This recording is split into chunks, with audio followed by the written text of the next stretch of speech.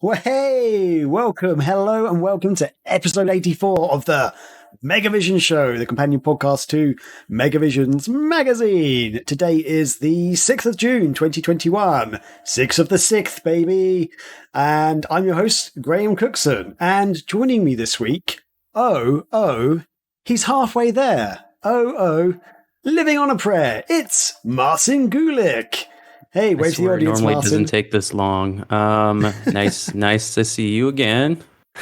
And also, he's played his part. He's played his game. But baby, he gives love a bad name. It's Chris Powell, back on the show after a long hiatus. Hey, buddy. Hey there.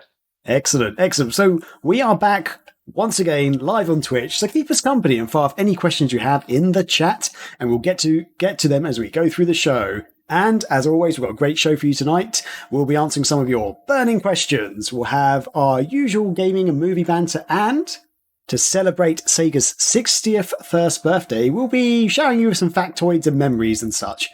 Plus, we have our main feature discussion, which is all about the recent news that Yuji Naka has left Square Enix after the commercial failure of Balan Wonderworld, and he made a public announcement the other day on Twitter.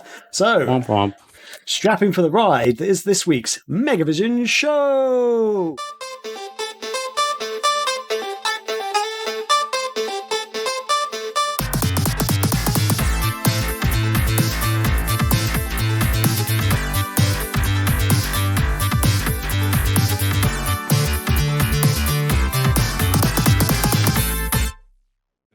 Yep, so we are live, and as always, we'll start with how a week's been going. So, Martin, buddy, let's start with you. How you doing, my friend? What's been up?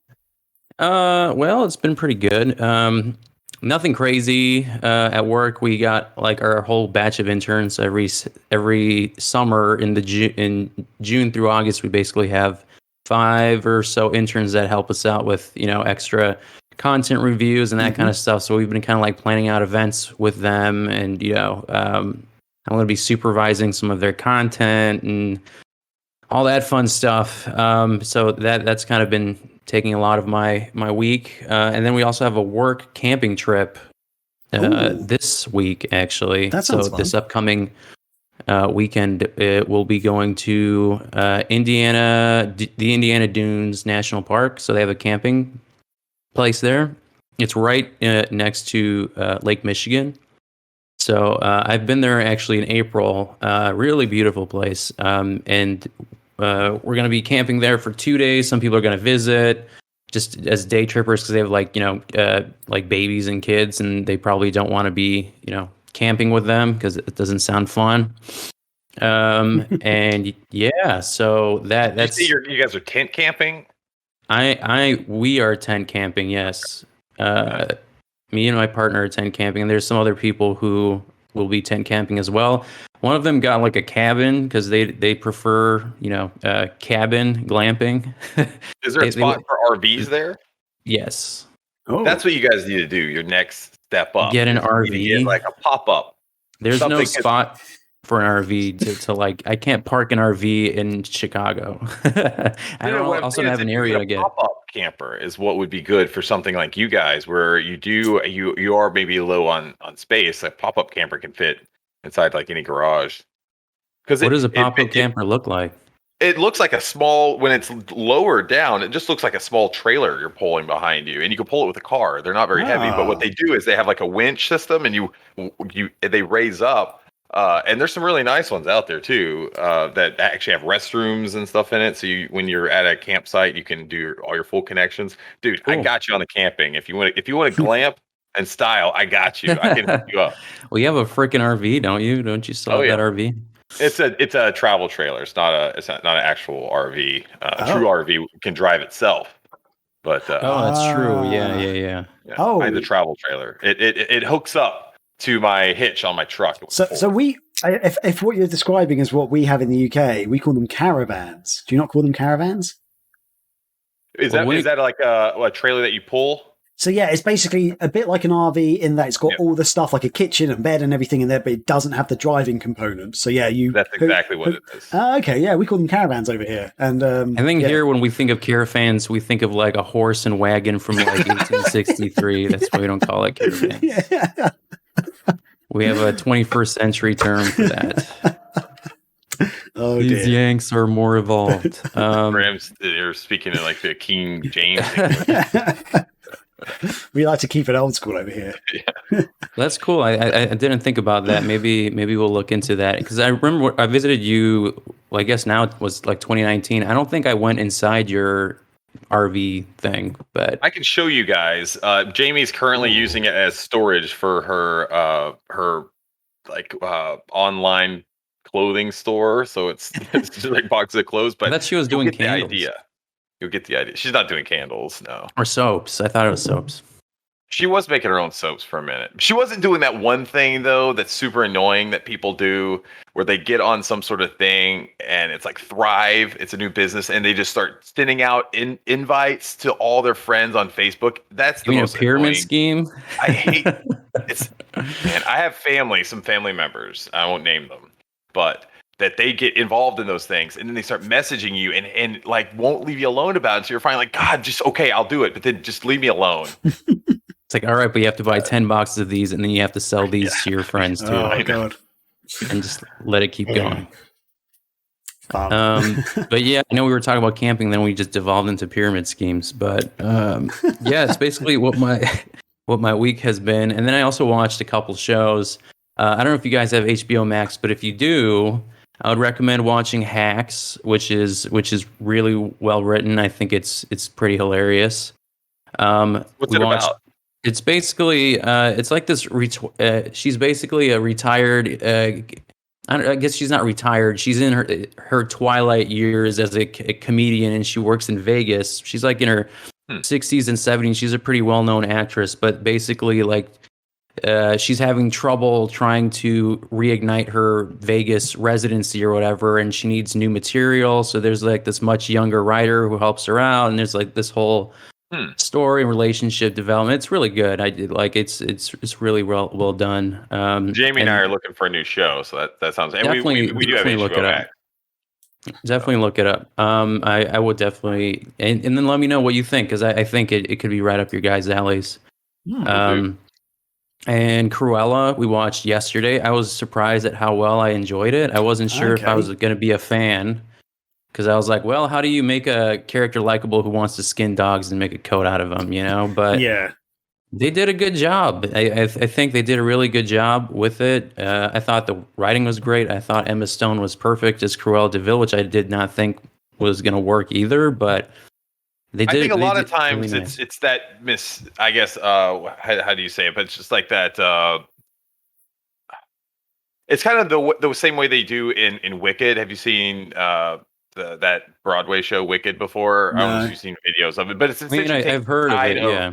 Of the Wicked Witch of the West from Wizard of Oz, and it kind of shows her perspective, and she's not really as bad as you think she is. Yeah. You know, you see it from her perspective, and she's actually kind of a good person. I don't know if they took that route in Cruella, but I assume that's kind of what they're going for, and that's an easy way when you're writing a story to kind of make an unlikable character likable, like by showing them earlier on when they're not so evil yet, and so you kind of connect with them. So yeah, I was thinking of, I don't know if you've seen Maleficent and Maleficent Mistress of Evil, which I saw quite recently because everyone told me they were terrible, and I watched it. I was like, I actually enjoyed those movies. I thought they were quite good. So did I.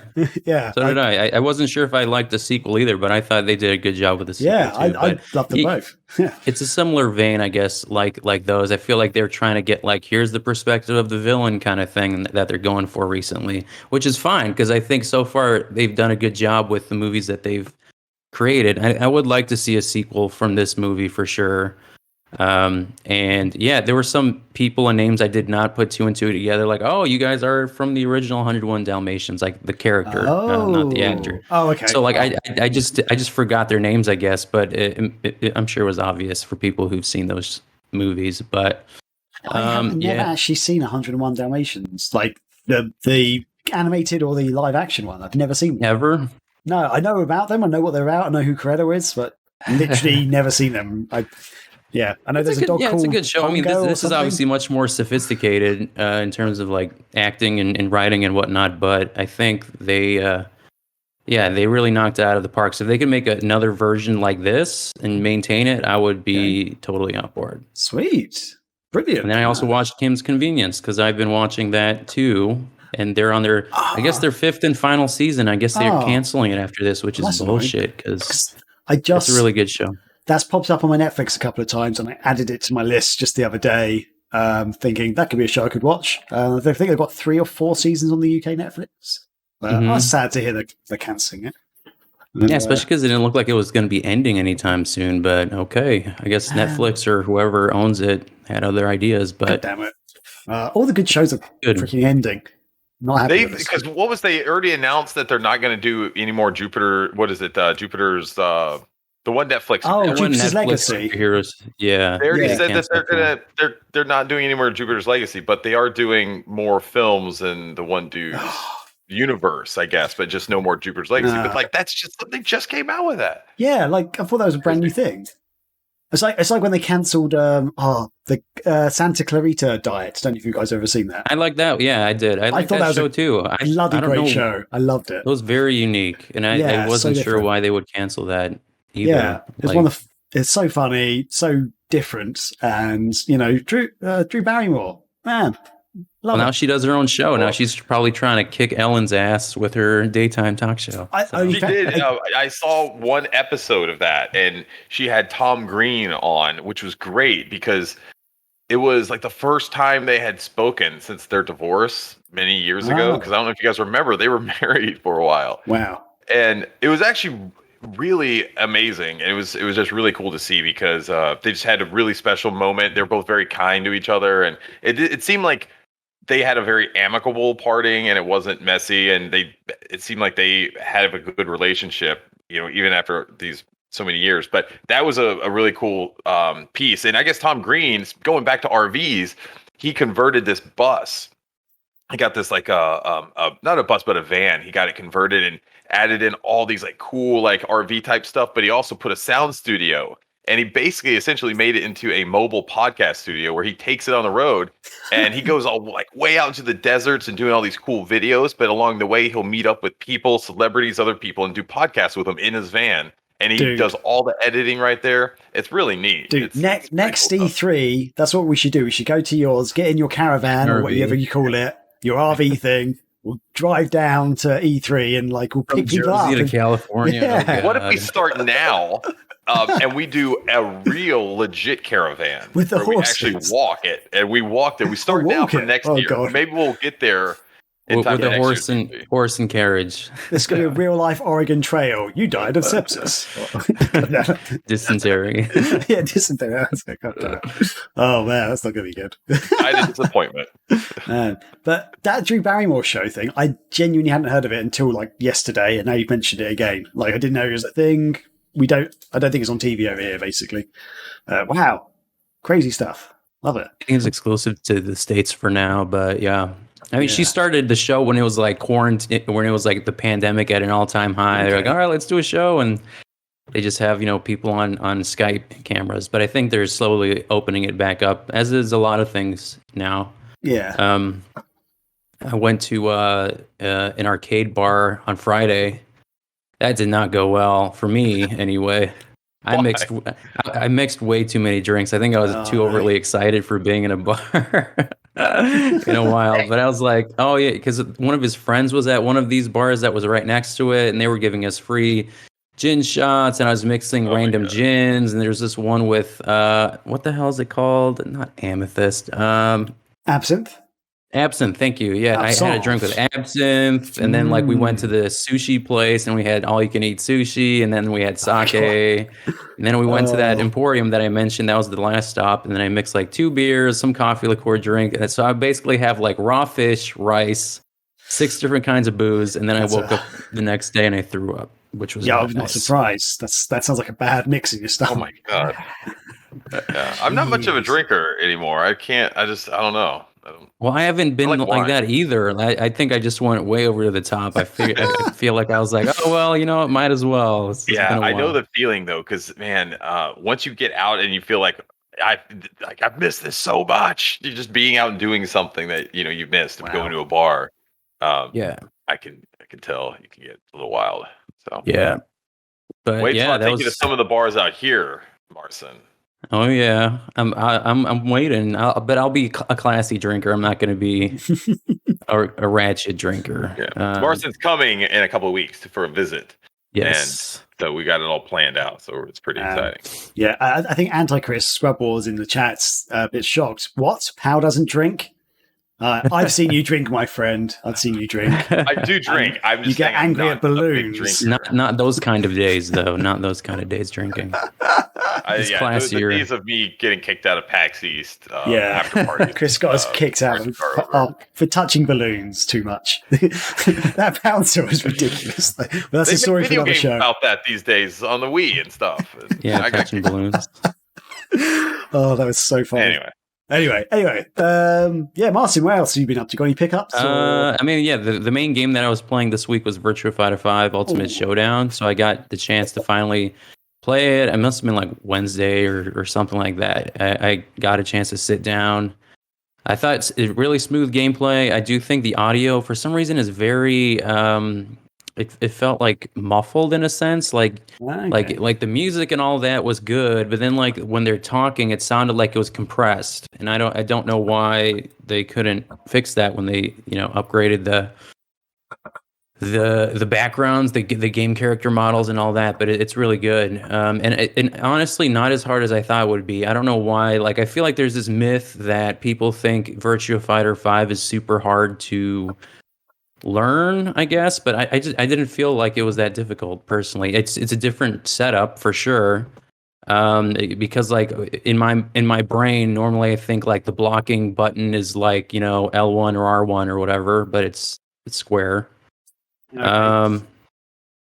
But I do it, and the online for me was okay too. Like it wasn't it was a little bit delayed in terms of like when you land a punch, it felt a little laggy in a sense, but I still won. Like I won like 5 matches in a row. Okay. So and I was just using Sarah Bryant because I'm like, oh yeah, I like the actress voice actress because she did Joy in Shenmue and she did Shu Ying in Shenmue. So I'm like, I like her. I'll play with Sarah Bryant. So do you reckon that any of that delay or anything could be because like the new servers that are up or anything? Do you reckon it might get smoother, or do you reckon that's just how it is at the moment? Who was I watching? Was it Maximilian dude? He's the YouTuber who does a lot of fighting game stuff. But it sounded like basically Sega took these servers that are like in like I don't know how I would describe it, but they like put them in different countries and like it's just a better way of connecting. I don't know. Maybe Antichrist can explain it better in the chat. Knows about this stuff a lot. but yeah. It's I mean like the online was good. I thought it was good, and then I saw my brother on his Instagram story pulled out his fight stick because he's much more of a proficient fighting game player than I am. He does Street Fighter a lot, Mortal Kombat. He likes Dragon Ball Fighters, I think that's what it's called. So he plays those pretty religiously, and he's better at it than I am. I used to be non-stop button masher, but he's taught me to actually have more of a strategy when it comes to fighting, because if I just mash my buttons on there, it doesn't necessarily work, I guess, unless you're playing Soul Calibur or you can do that shit in Soul Calibur. Eddie Gordo and Tekken. I don't know. That's half the fun of a fighting game, just mashing the buttons at the start at least. I remember Maxi was the worst in Soul Calibur. Keelik is pretty bad too, but Nightmares. They're all fucking bad. They're all bad. Even with we're doing Soul Calibur, Nightmare is like he's crazy. Oh, there you go, Dragon Ball Fighter Z. That's a solid fighter, I would say. I think that they did a great job with that. Do you like Dragon Ball Z? No, I've never seen it. Well, I don't like it or dislike it. I've never actually seen it. I know of it. I know of its existence. I know about going Super Saiyan. So, but yeah, that's all. Yeah, there you go. That's what I was trying to explain. Like, watch some of the movies, maybe. The Broly one that they released not so long ago was really good. It's at the theater. Okay, yeah. So Antichrist said netcode in certain areas will be better because the servers are located in like 11 places across the U.S. and Chicago's a Midwest server. Yeah. But so like maybe Antichrist, you might know better. So doesn't that sound like a more expensive way of going about the online than I guess overhauling it in a way where it's more aligned with current I don't know, fighting games. I feel like that sounds like a more expensive way of doing it. I don't know. Maybe they're just renting out a couple servers at these places. It's like that's all you have to do, right? That's what I thought. They say Maximilian dude said like they were renting out these servers from Google or something. I don't know. Amazon. I know Amazon does a lot of shit like that too. Wow. So now I wonder as well. Like, well, Antichrist might know. Will this make it fairer for competitors around the world? Because there have been problems in the past where, like, all the servers have been based in America, for example, and then when European players are like playing either first-person shooter games or fighting games, there's a slight lag that the European players don't see, but it actually turns up and like they get their asses kicked, basically. There was a big thing about it a few years ago. I remember reading articles about it because I remember that happened to me in like Halo and stuff. Like, we've been hearing that shit since the American Revolution, Graham. Own God up to your losses like a man. That's why we lost the American Revolution. There's lag. There's lag. We're lagging. Well, I remember shooting people in the face in Halo and stuff, like literally just in the face, and they're like turning around, like going, "What are you doing?" They're shooting me once, and I'm dead. I'm like, excuses for what? Hundreds of years. God damn it! I need to capture this. I shot you in the face. I shot you. It's like playing like it's in, or what do you call it? Tag in like the playground. I got you. I touched you. No, you didn't. You got my coat. I couldn't feel it. Oh man, I love it. So just a quick follow up from Mr. Scrub Wars. From what I know, rollback is more expensive to manage, and the problem is the netcode is coded into the platform itself, and you'd have to build the infrastructure within the game from the ground up. So there you go. There you go. Perfect. Cool. So Martian, that is my thing. That is your that's thing. It. So let's move on to Chris, who hasn't been on the show for feels like a year or a month, or I don't know. It's been a long time. It feels like a long time. I couldn't even remember what show it was. But man, yeah. I think I might have an honest to God curse that's been placed upon my life or on my family or something. And I'm especially convinced because last night we watched Conjuring 3. The devil made me do it, which I guess they need a tagline. Every movie needs a tagline. I saw that too after I came back from the bar and don't remember any of it, so I have to watch it again. See, maybe you loved it, and then now you can watch it again. It's like a whole new movie. But no, okay. So it all starts, and I don't. Maybe it's like some weird ghost in my house. My house is pretty old. Maybe they don't want us to move or something. And there's a graveyard next to your house, isn't there? There is a graveyard. Yes. Didn't you say your neighbor uncovered like Indian burial ground arrowheads next door or something like that? When they raised his house, because remember we live in a flood zone. They, as they were digging, he found some old axe heads, and he took them out and gave them to you. For a while. No, and all this bad stuff started happening, all this bad luck, and like just really bad stuff started happening. And he doesn't seem like he's overly like religious or superstitious or anything like that. But he told me that he put it back, he buried them back where they were at, and nothing's happened since. So, oh god, like honey, why'd you write red rum on the window? That's weird. I will say the guy that built my house and my neighbors, him and his wife are buried in the cemetery. Oh, like, and he built the house was built like 1780, something like that. They probably really liked you and don't want you to move, so they had you fall over with the wardrobe. I mean, I would rather they liked me than disliked me. But that's true. That's right. No, don't leave. Let me break your legs. So where this starts is we decided we're selling our home, and this is where the horror story begins. Is when we decided to do that. But to even get to the point of putting our house on the market, there were so many projects that we had to get done. I don't know if you guys have ever been in the position of getting a house ready to sell. No, but there are just so many things you have to do. But we had a lot of just different projects, ranging from needing to like to sand the front porch and restain it and paint it and do everything. And we had to do that, and just all sorts of work in the yard, having to put in mulch and landscaping stuff. It killed me just about. And after one day, a full day's work, we did get a contractor to come in and do some work on the house, and they laid some new flooring in our bedroom. But to do that, we had to move all the furniture out into like the kids' rooms and things like that. And we have this big dresser, and we had it on those like little slidey things, you could place them on and you could push them around. It makes it really easy. So we had it on that, and that was great. But the problem is you have to bend over and pick them up and to pull them out. And as I was going over to like lift the dresser and slide the little thing out, like this shot of pain, just like I felt like almost like a gunshot in my back, and I fell backwards and I couldn't get up. It was just like the worst pain I've ever felt.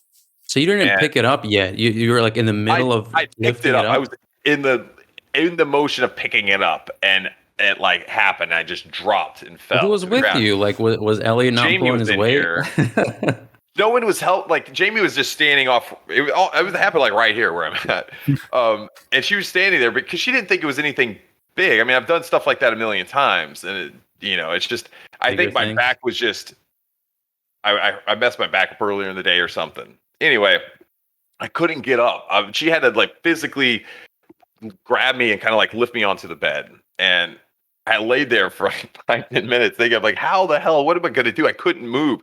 It felt like my leg was burning, my left leg. I felt like this like intense, like burning all the way down my whole leg, and I couldn't move. And she was going to call the ambulance, and she's like, "I'm calling 911. I'm calling the ambulance. You have to go to the doctor or whatever." I know that'll be $2,000. I'm like, I'm not. I wasn't even thinking about the money. I was thinking about just the embarrassment of getting carried out of my own home, down my stairs, and off. And I was like, that's not happening at all. And the only way I could pointing and laughing. I realized that if I stood on my hands and knees, I could. That was like one motion I could kind of do, but I couldn't move forward because my leg was in so much pain. I couldn't bring it forward to make that motion. It just wouldn't work. It wasn't happening. So I had to crawl backwards on my hands and knees down my stairs, down my front porch. From my walkway, and then kind of climb up into. So was Jamie just like following behind you while you were crawling down the stairs? I mean, at the point, she helped me get into the truck, and so I ended up going to the emergency room, and they gave me a bunch of drugs, and then I was good after that. And Gucci. They did a CT scan on my back, and it came back, and they saw that there was 2 like really bad bulging discs that were putting pressure or pinching and the nerve that went all down my leg, and that's what was happening. The next day I went, or the couple days later, I went to my chiropractor, and he had said I slipped a disc, and he did his chiropractor thing, and I was good after that. My back was fine, but my leg is what's been giving me problems. Like I think I have like some nerve stuff going on. It's all tingly and numb still. I was telling you guys before we started, like like it was to the point where for a while I couldn't walk. Still, even after even after going to the doctor and everything, I couldn't walk for a while. And I finally was able to walk, but I couldn't even lift my leg enough to put my underwear on. Like I'd have to get help from my wife to just put my underwear and pants on. It was in so much pain all the time, and I couldn't sleep. It was the worst. And it's getting better every day. It's getting better. I did fall a few times. Like my leg would just give out underneath me. It was kind of scary. So I was actually using like a walking stick in my backyard. I felt like such an old man. But it's like I said, it's getting better. This was the first week that I got back on the Peloton. I started doing the Peloton again. I started on Monday. I've done it I think I started on Tuesday, but I've done it every day since then. I've started going back to the gym. I'm just trying to take it easy because my back is still a little weak, or it just feels off, and my leg, I'm not doing any sort of squats or anything like that. I'm not putting any sort of weight on my leg, but that's just one thing though. Let me keep going. That was one bit. That was the first one. That was one thing, my whole back thing. So whilst we were getting this happening, the timeline of this is a blur because it's just so much had happened in such a short seeming time frame. Like my mind is just completely lost track of the timeline of the events. But so Jamie was working in the kids' room painting, and she was painting the trim, and she had to lift the vent off to get this part of the trim. And as she was doing that, I think she got someone called her, so she walked out of the room. And as she walked back in, our cat Sam like crawled into the vent, and she's like, "Oh man, Sam, get out!" And it was not a very big vent, and so he couldn't turn around in it or anything. And he was like, so he ended up walking through and then coming into the bathroom and upstairs, and we could see him up there. But I tried to lift the grate off, and I couldn't. Like it was too small of a hole to like pull him through. And we couldn't get him out. And so he stayed there for like a day, and we were giving him food and like water and stuff in the little. He looked like a little prisoner, you know. He's like out there. He's like, "Master, release me!" Poor little dude. We couldn't get him out, and so finally we're like, "Okay, I think we need to like call." I don't even know who to call. Like, who? You got a fucking animal in your vent. And so we started with like, let's just, I guess, animal Hammer control. to the drywall. We call the animal control, and he comes out, and at this point we've lost track of Sam. He's not up there anymore. And he just looks in. He's like, I can't find him. He's like, we're gonna have to call the fire department. So the fire department comes out, and they come with like the ambulance and everything. I'm like, God damn it! And like, what does an ambulance have to do with a cat? They like, I don't know. They start just disassembling the whole goddamn HVAC system, and they're like, "Whoa!" And finally, they take it all apart, and they're like, "Well, we can't find the cat. We suggest we're just gonna maybe leave this here. We're just let this stay open for a couple of days, and I'm sure the cat will just come out." Oh my I'm God. like, you assholes. Oh my God. And I'm like, so that's what we're gonna do. Okay, that's the plan, right? Okay, so then we're like, okay, that's not a good idea, obviously, and we hear him every once in a while. We hear his meows like in the thing, and we must have like shit in your HVAC too, right? Like, there's no way he didn't go to the bathroom at all. Sell the house, Martian. Shut up. And then we put like food and stuff around the vents, and we were getting even more worried because we weren't able to give him water, and so we called an HVAC guys out that had like cameras and they could go through. They went through the whole venting system. They still couldn't find him. And they're at this point, this has been like 3 days, and they're like, you know what? We think that what probably happened is he maybe chewed a hole through your venting system or something. And because there's some parts of it where it's metal and some parts that's kind of like a plastic material.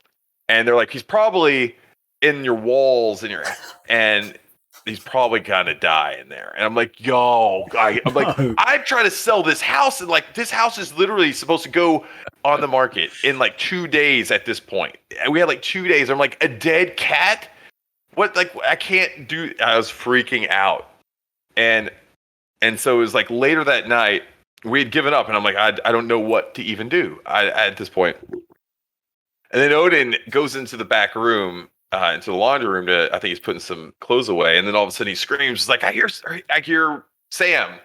And sure enough, we go in there, and he somehow, I don't know even how he got down there, but there was a vent in the laundry room, and he was there, but it was like the same kind of vent that was in the bathroom up here, and I couldn't get him out, so I had to like disassemble the whole thing, and it was a whole mess. So we got the cat out. Yay! And then like a week later, I don't know what happened. It's the same cat, and he starts like, I was getting ready for the day and everything, and I'm sitting down. All of a sudden, I notice like this spot of blood next to me. Oh God! And I'm like, oh my God, what? And he's just like, all this blood is like coming out of his like junk area. It looked like it was coming out of like his rectum or something. And I was like, oh my God, what the fuck? Like, what is happening? I take him to the emergency vet, and I guess it's this thing called fluted. It's like I guess it almost acts as like almost like a UTI for cats, but it's non-bacterial, and it happens mostly in ginger cats apparently. So if you have a ginger cat, be careful for fluted. But it's just like all this craziness happened. So the good news about all this is we finally have sold. We have our house under contract. We've sold it. We're in the process of selling our home. So that is a big success. And later on today, we're going to go see another house that we're looking at. It's actually a little farm house nearby that we're looking at that I'm really excited about, and it could have some big plans in store for Megavisions and stuff in the future. So that's exciting. And is Sam okay? Sam, okay, so basically like I said, fluted is like this urinary tract thing. It's like it causes blockages for them to be able to urinate, and it's very painful, and they could cause some bleeding.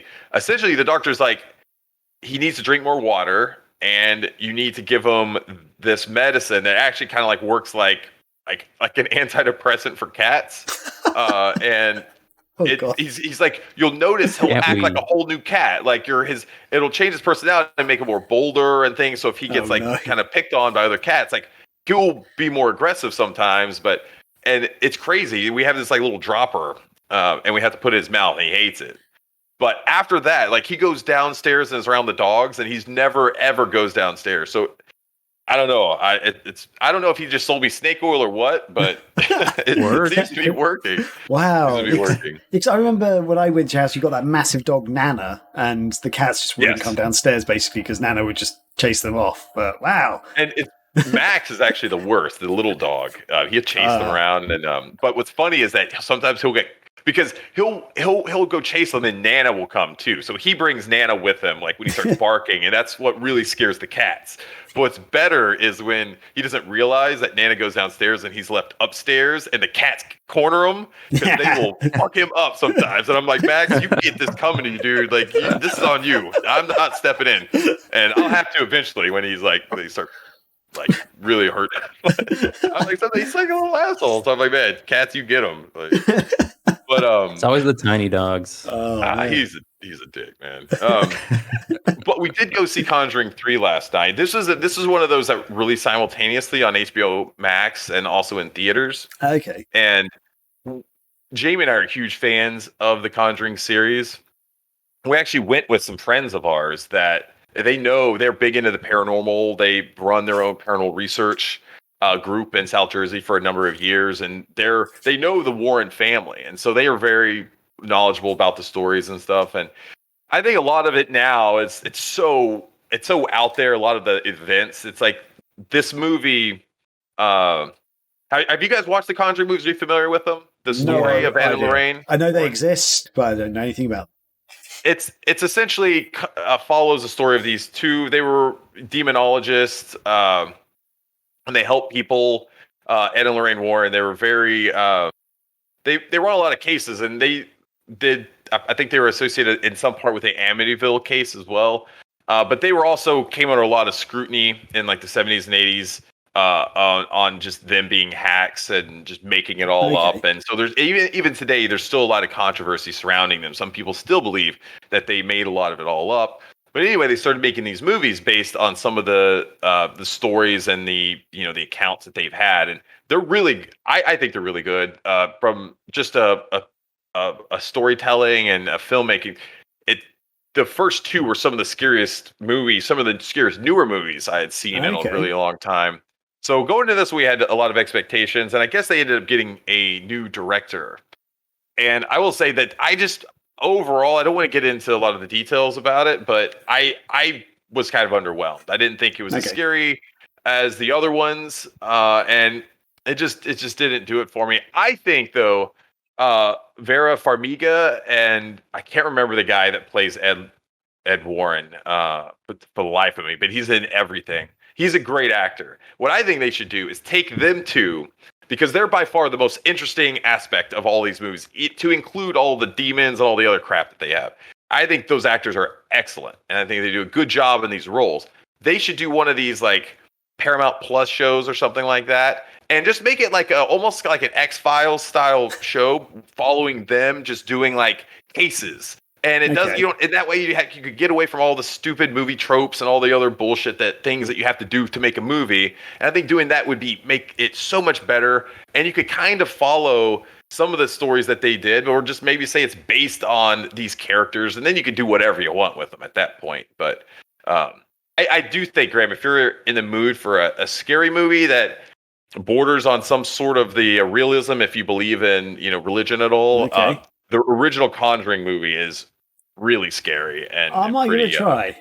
I'm not the best with scary movies, but some. We know. Yeah, some scary movies I can try and get into. Yeah. I think because you get too scared from the scary movies, or they're just underwhelming for you. There's a mixture. There's some which I do find quite scary, and there's it's almost like I don't really want to be scared. Like it's not really my style. Scary video games are the worst for me. I just can't. I'm just so scared of them. But some scary movies, I just think they're not very scary. I'm like, okay, this isn't even scary. Or some of them are just more violent, and I'm like, someone had to think this messed up shit up, basically. Like, what? the first few Saw movies, like Saw 1 and 2, maybe even Saw 3, I thought were fine. Quite enjoyed them. And then, like, I think Saw 4, I was like, that is fucked up. Like, some of the stuff they were doing, I was just like, I don't want to watch this anymore. This is just messed up. Like, didn't enjoy those at all. I like Ring, I like the like Japanese Ring, and also the American version of Ring, I thought was good as well. And yeah, I like some of the other ones. But yeah, maybe I'll give this a try. I think some of them, they border on like I don't know, snuff or torture porn, basically. Some of them get pretty like, you just saw this person in half completely. That's basically like, what the later Saw movies are. Like the first couple of Saw movies are a bit psychological, I think, but then the later ones are just like people getting literally ripped open. Like, bloody hell. It just depends, like, I guess, the context, because I guess maybe it can work in some instances. Sometimes it's like, oh, this is just, you're doing it just for the sake of doing it. I think if it's like if you use it in certain spots, it's like wrestling, it's like all this other stuff. You just you sprinkle that stuff in there if you're going to go there. But if that's what you base it all around, it doesn't do it for me. I know other people like it, but I'll agree with you guys. Before we move on, I do want to say one more thing about Conjuring 3. I think the bright spot in that movie, other than the lead actors, was John Noble was in this. He plays this retired Catholic priest, and he's really weird and kind of eccentric. I really liked his the way he portrayed this character. But he played Denethor in the Lord of the Ring films. Which one? Remember him? He was the steward of Gondor. He's the one that sent. He was Boromir and Faramir's father. He sent Faramir to die, and God, that crazy dude. Yeah, he set up. Spoilers. He sets himself on fire. But anyway, not in Conjuring 3 though. Wait, no, I don't think so. No, he doesn't. But anyway, he's really cool in this movie. He's just kind of like very out there, and I thought it's a kind of a really cool. Just his work in this was really good. And so if there's anything, if you're into the series or maybe you just like him as an actor, I think he did a really good role in this film. And before we move on, I did get one pickup that I would like to show off real quick. It's Panzer Paladin on Switch. This is from Limited Run. So didn't you already have that on Switch? Or I bought the digital version on Switch. Okay. Because I got the physical. They gave me some sort of like media review copy or something. But it was cool because it was like in a Genesis clamshell box and it had a code in it and everything for review. But I sent that to Tornado. Just because he loved this game just as much as I did. I was like, man, I think he wrote the review on it. So I was like, you deserve this. So nice. But I was really happy to get this. I absolutely love this game. If you haven't played it, it looks like a Castlevania 2D, one of those style of games. But what's cool, it has a small bit of Blaster Master, I guess, thrown in because you can get out of your mech. And you're this like tiny little android girl. It's awesome. She has a chain whip and she can use it to like go to like Klingon stuff. So the platforming bits are really cool because there's certain times where you have to get out of your mech to access certain parts to unlock a door to then get back in. And it has a bit of Mega Man thrown in where you can absorb powers and other things from your defeated bosses. So it does that whole thing really well. And I think they just made a very well-rounded, tight 2D game, and that's Panzer Paladin. They're also working on the new TMNT, is it Shredder's Revenge, which is awesome. Because I just think this is a super talented team, and it's great to see them work on a big license like Turtles, and hopefully they'll knock it out of the park and be able to go on and do some more great stuff. But the Tribute Games is I think a studio to keep an eye on in the future. I think they're going to be doing some cool stuff. Awesome, cool. And did you have any more house stuff to talk about, or I feel like there was something I interrupted you and you were going to talk about something else? But I think I was just going to say I think maybe I was going to talk about the barn. It's and everything else. It's a legit farm that we're going to be buying. And I've never farmed a day in my life, and it's going to be awesome. Everything will go. Have you sold your kids on that idea yet? The kids are all sold on the idea. They're all really excited about it because the house itself is in really they've taken great care of it. It's the inside has been redone. It's all been updated. Only two cats stuck in the vent. That's what it is. There is no vents. That's one of the drawbacks. There are no vents, so there's no AC in the house. So English style, sir. Yeah. Well, we don't really have AC in the houses. And I don't know, but it's gonna be awesome. I'm really excited. So more to come on that because I'm afraid to say too much. I don't want to get too excited about it because if it doesn't work out, and then I'll be even more disappointed. So I'm trying to measure my, I guess, excitedness level and keep it at a somewhat maybe a 6. I'm at a 6 right now. I think when we go later, I'm going to be at a 7. I'm at a 9. So yeah, and I don't know anything about this. Awesome. Cool. So, anything else? Is that That's it. Okay, fair enough. I want to hear about your week, Graham. You tell me about what's been going on in your life. Well, there was a few things I wanted to talk about, but I think I might save them for the next week. But there's a couple of things I will bring up for this week. So a few things I've sort of been doing and watching. Any Friends fans here? Yes. Has anyone seen the Friends reunion? I did, yes. I want to see it. I was telling Jamie, I was like, we're going to watch it tonight. So I'm all about it. Okay, I'm not going to give any spoilers. I'm just going to say... In which case, can't talk about it.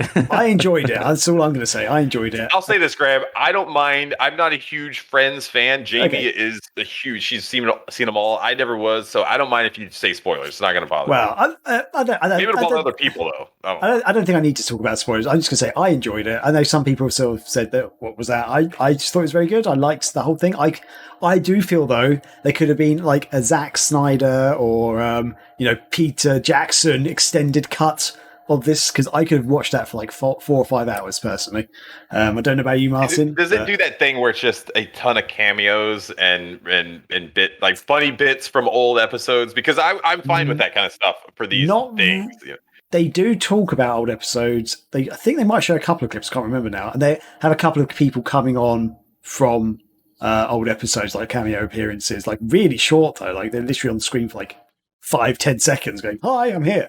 I'm a person. I used to be on the show. Bye, bye." So do they talk about it as just them as actors being on the show and they're talking about it, or is it them playing and just are they actually doing a show? They're the actors talking about the show, like their time on the show. So it's not them actually playing. It's not like an episode of Friends. No. It's a reunion show. Yeah, but I thought they did really well because it's not like they're just sitting in a studio talking to people about it. They've got like almost different I don't know how to explain it other than you see them doing different things. Like there's a bit where they're on the set, like looking around the set, talking about memories. There is a bit where they're sort of in an outdoor studio, sort of being interviewed a little bit. And then there's some other bits where they're doing table readings and stuff of like old scenes and scripts, like popular scenes.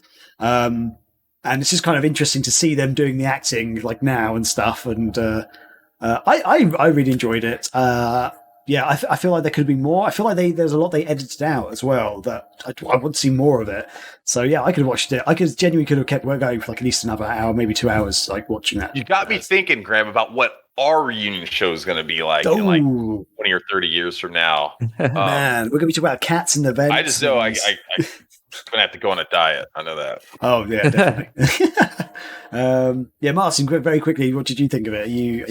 Were you? I thought it was great. I would definitely watch more of that if they did. I know they said this is the one and only reunion show that they were going to do, but I think it did feel like they had more content. They just kind of parsed it down to 2 hours or whatever it was. But I thought they did a great job with it. Like you said, it was built into segments, so they reenacted some things from the show. They did a table reading of some pivotal episodes, and they had James Corden do an interview with the cast, and there was an audience, and they talked. I thought they did a really good job with it. So definitely satisfying because they didn't have to do it. People kept talking about it.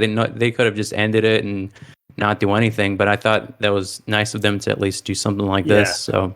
What did you think of James Corden? Because here's the thing. I remember like seeing on Twitter and stuff when they showed the teaser trailer and James Corden's voice came on, everyone was like really excited. Then like, and then I heard James Corden. I was like, why? And stuff. I'm like, but I mean, who else would, there's like, it's not like Friends is associated with a TV presenter. Right. Well, people are just going to bitch regardless. You're going to see someone complain about that anyway. But I figure like if you're going to have a host, you might as well just have him, because he's one of the more popular late night hosts, you know, Yeah. in the United States, at least. I don't know about the UK, but He's never done any TV hosting over here, really. Like, it's not really his Right. thing. He's just known as an actor, like a comedic actor over here. So he like got it. He made it really big in America doing TV presenting and stuff. So good and for his him. carpool karaoke stuff, yeah. Yeah. But yeah, I was like, I mean, there could be other TV presenters who might do just as good a job, if not better. But at the same time, I was like, really strong reaction against him. Like, wow, like he does seem very popular. People need a hug or something, need to go out for a walk. They're too mad. Yeah, I don't know. But yeah, so yeah, Chris, let us know next time after you've watched it. Let us know what you think, and we can probably chat more about it. Maybe have some spoilers going on. Yeah, I'll tell you about it at our reunion show. I can't. Okay. Oh, in 20 years. and sort of being on a roll with reunion stuff. I'm pretty sure I can't remember if I've actually mentioned this on the show or not, but I've been listening quite heavily to Fake Doctor's Real Friends with Zack Braff and Donald Faison, aka Turk and JD from Scrubs, and it's. I don't know if you guys know about this podcast. No, but I have seen it. Scrubs. So is that Chris? I said, I think I've heard about I've heard it. Okay. or the show or something. I know that it exists. It's basically available on anything you can get podcasts on, so Spotify, Apple Music, or whatever. But yeah, basically it's Zach Braff and Donald Faison, and sometimes special guests from the show talking about specific episodes. Like they're literally going through the whole series of Scrubs, like episode per episode, just talking about the episodes, but also giving like little backstories, little interesting tidbits about what it was like, how they all got hired and stuff on the show. It's really interesting, really funny as well, and it sort of made me want to start watching Scrubs again. But there's some really fascinating stuff. Like they talk about how one of the episodes, which I think is their 7th episode or 6th episode or something, that basically they started filming at the start of the week, and then like on the Tuesday or Wednesday, 9/11 happened, and they were like, because it was being filmed in like California area, and 9/11 happened on the East Coast. They're like waking up at like 3-4 a.m. to get up to go to work, and the news was on.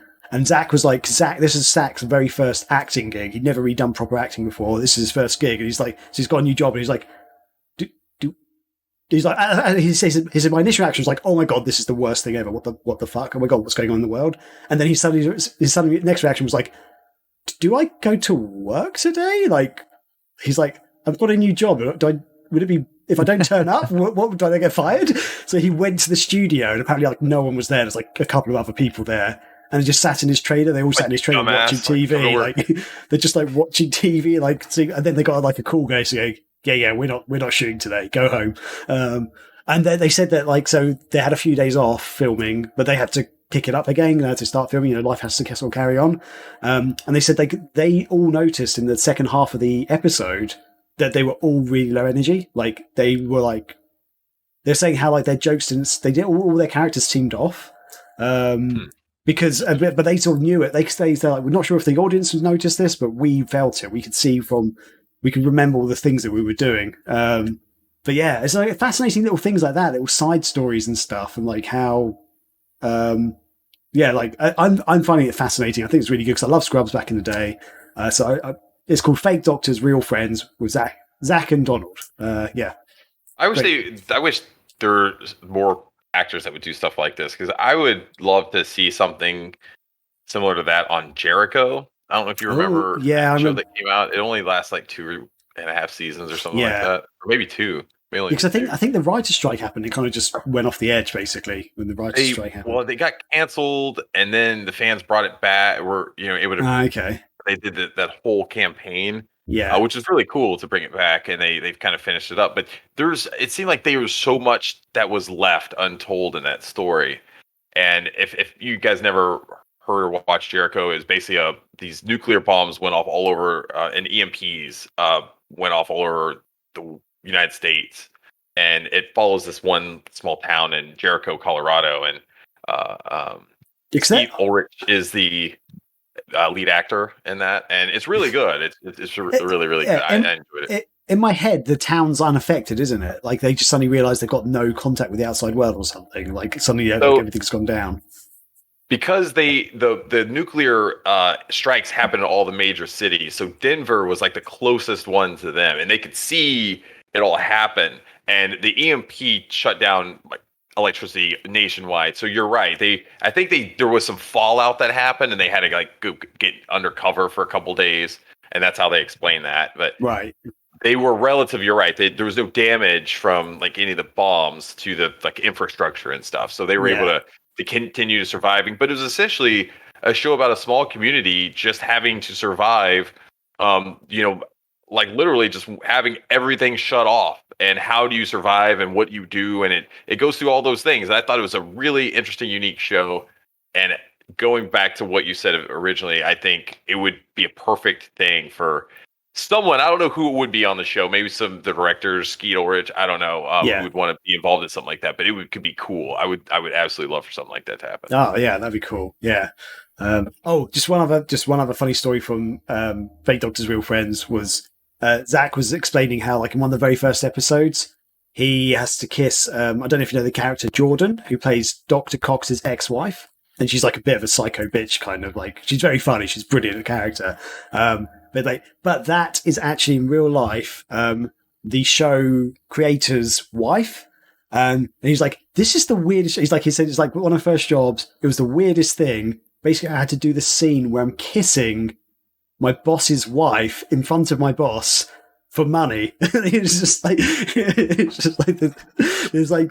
strangest thing. He gave the green light, baby. He's like, all right, go. Point, do you just go all in and just make it the most passionate kiss you can, or like to just go, or do you like pull back because it's your boss? He's watching you make it his wife. And he said it was also quite intimidating because I don't know if you know, she was Maxim's very first cover model, and so she was like known as a model originally, and then she became like she was on the Drew Carey show as well before Scrubs, and yeah, he was just like, so he knew of her, and she was like, you know, the super hot babe at the time or whatever, and he was just like really intimidated by this whole thing, but he had to do it, you know. It's funny when she comes on the show at one point and she's talking. She basically keeps teasing him, sort of saying, "Yeah, I keep saying to my husband how I wish I'd spent more time on like kissing scenes with you and stuff." And like he's like, "You can't say stuff like this." Sounds like a really hard life. Yeah, poor guy. What's that crap?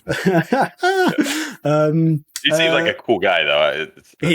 I'm loving it. So it's really, they both seem like really nice guys. I'd love to hang out with both of them, basically. I'm going to talk about some other couple of things. Does anyone know who Andy Weir is? The author of The Martian. Mm-mm. Do you know the hit book and movie The Martian? I've seen The Martian movie. It's the same thing. Yes, with I've just got his name. Liam Neeson. Not Liam Neeson. Other famous actor. God damn it! What? I've just like. It's Matt Damon. Mark Wahlberg. Matt Damon. Thank you, Matt Damon. I don't know why I was thinking Mark Wahlberg. So he wrote the book. He wrote the book, The Martian. I love The Martian. The movie is it's actually one of my favorite sci-fi movies, and I love the book as well. Book even more. The book is one of my favorite books. But I read 1.5 of his other books. He's only done like 3 or 4 books. One of them's called Armetis, which is set on the moon, and it's fantastic. It's about like this moon base that's been established, and this follows this girl who she. I don't really know how to explain it other than she's in her teenage years. She's a bit of a naughty person. Like she wasn't like violent or anything, but she got into trouble, like, you know, shenanigans. And she's trying Which is the Harry Potter book. Is it similar to the Harry Potter book when he's an asshole? Book was that book 5? I think he's a bit of a dick. Was that Prisoner of Azkaban when he was just a dick the entire time? And I think it's Order of the Phoenix, the 5th book. He was just a bit of a douche. He's like always complaining about stuff and getting upset. It's like, calm down, god damn it.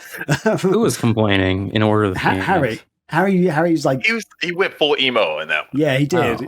You don't remember? Yeah. And because of him, he got serious. You tell me about your new book. I'm sorry. Sorry. Okay. No. From the sounds of it, she was just a bit more. She was a bit naughty, less of an emo, just a bit of a rebel. But you know, she kept getting mixed up with the wrong crowd. Anyway, it sort of follows her on the moon. Yeah. There's a whole space station wrong thing. Crowd on the moon. There is the wrong crowd on the moon. It's really interesting. And basically, she then gets hired to sabotage this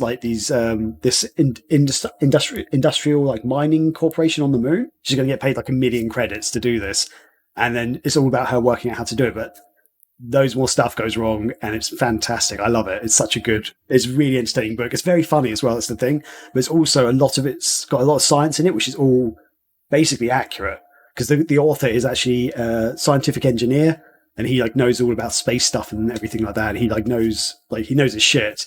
So a bit like The Martian, because technically The Martian, everything that happened in The Martian apparently can physically happen. Like it is plausible. If all those events happened, the stuff he could do, growing potatoes and stuff, in theory could work on like Mars and stuff. But so I finished that book, and immediately I was like, I want to read another one. And there's another book I'm reading called Hail Mary, also by the same guy. And this one's a bit different. It's about a dude who wakes up on a spaceship, no memory of where he is or who he is. But this is just on the blurb on the back of the book. He basically very quickly finds out that he is there to save the Earth, but he's no longer in our galaxy. Basically, he's just got to try and piece together what the fuck's going on, and it's fascinating. It's brilliant. Definitely check that out. I will say, Graham, I want to ask if you've seen For All Mankind on Apple TV.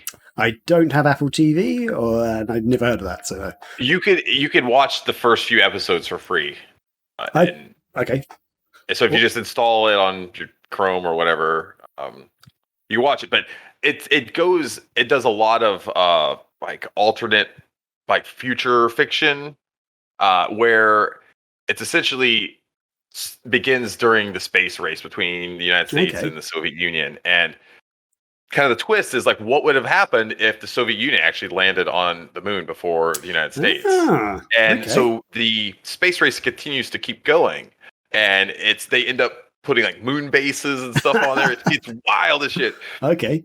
It's really neat, but they stay a lot more as they do some really neat stuff out on the moon. They do some really cool stuff at NASA too. And there's lots of just personality, and it goes into that whole stuff. It's just, it's really good. So if you're looking for something that is kind of along those lines, maybe, but it's an actual show.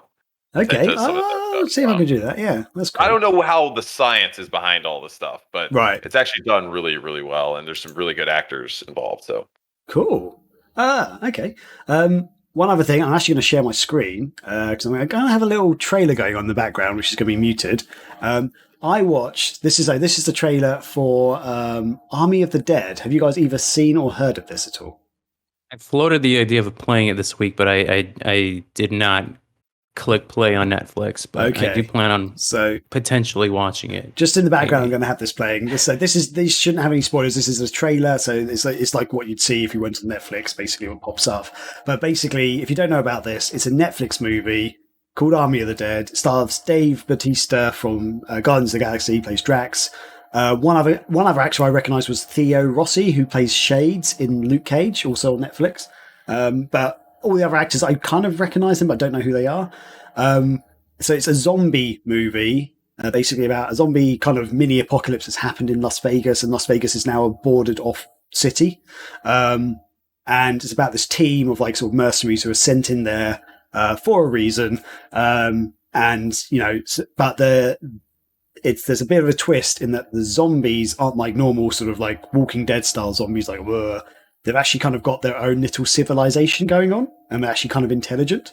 And this movie is both brilliant and bloody annoying because it's like a really good fresh take on the zombie genre. I thought it was fantastic. Like the general concept, I was like, this is fantastic. I love it. But they've included so many annoying stereotypes and tropes that ruin the experience for me. And it's just like, oh my God, like, there's like one little bit at one point where they mention something, and it's actually kind of a cool idea. I was like, oh my God, that's going to be so awesome. Because I was just thinking later in the movie, this thing is going to come back, and they never mentioned it again. And I was like, what? That's annoying. I don't know if I should mention it though, because I don't really want to spoil. It's not really a plot point, but it's just something I won't mention it. Should I mention it? I don't know. Yeah, mention it. Yeah, so it's not a key plot point or anything, but there's a bit where they see like some dead bodies who are basically zombies who are just like dried up because it's obviously really hot in the desert and stuff, right? And like they're kind of dried up, and this woman who like knows the area is sort of basically like yeah, you should see when it rains because they come back to life. And I was like, oh, that's going to be sweet later on. And yeah, nothing happened. They're never mentioned again, not even coming up. They don't even look at them again. It's just like, God damn it. But then they had like... They said that there's no Snyder cut to this one, but God damn it. Yeah, right, they need this to. Is directed by Zack Snyder. This is made by Zack Snyder, yeah. There's loads of bits that annoy me that always happens in like, even in like Walking Dead and other zombie movies where someone gets killed or people get killed where they could easily been saved, and like the whole team's just like watching them. They've all got guns and stuff, and it's like they could have easily just shot the zombies and got them off the person, but the person dies. I'm just like, God damn it. And then there's other zombie things. Tiger's pretty cool. Yeah, the zombie tiger is cool. But yeah, it's I don't know. It's just they did so many things wrong, so many things right, and so many things wrong. It's not a good movie. I thought, but David Bautista did a decent role playing a lead character. Right, yeah, he did. Botox too. He got some Botox done. He got some work done. That's what Bautista looks like. I think he got Botox on his face. Okay, fair enough. Yeah, just an observation. Up there, but so have you seen this, I thought he did a good job. Overall, I just didn't think the actors were very likable, and I didn't really care that much about them. I agree with the points you made, though, too, Graham. I watched the Red Letter Media video on it, and it was hilarious. Like all the stuff, and they break down some stuff that I didn't even realize. Like the helicopter pilot, they had to go back and reshoot all of her scenes because that actor was originally, I forget his name. He's a comedian. He got caught in the whole speaking out movement, and his name. What, Louis C.K.? It wasn't Louis C.K. It was it was an actor. Zack Braff? No, I'm kidding. No. But do some Googling. Man, and what's crazy is it Chris D'Elia? Maybe was it Chris D'Elia? I don't want to say that and then put that out there, and it's not him. I think he was originally cast. Oh no, Chris. Wait, sorry.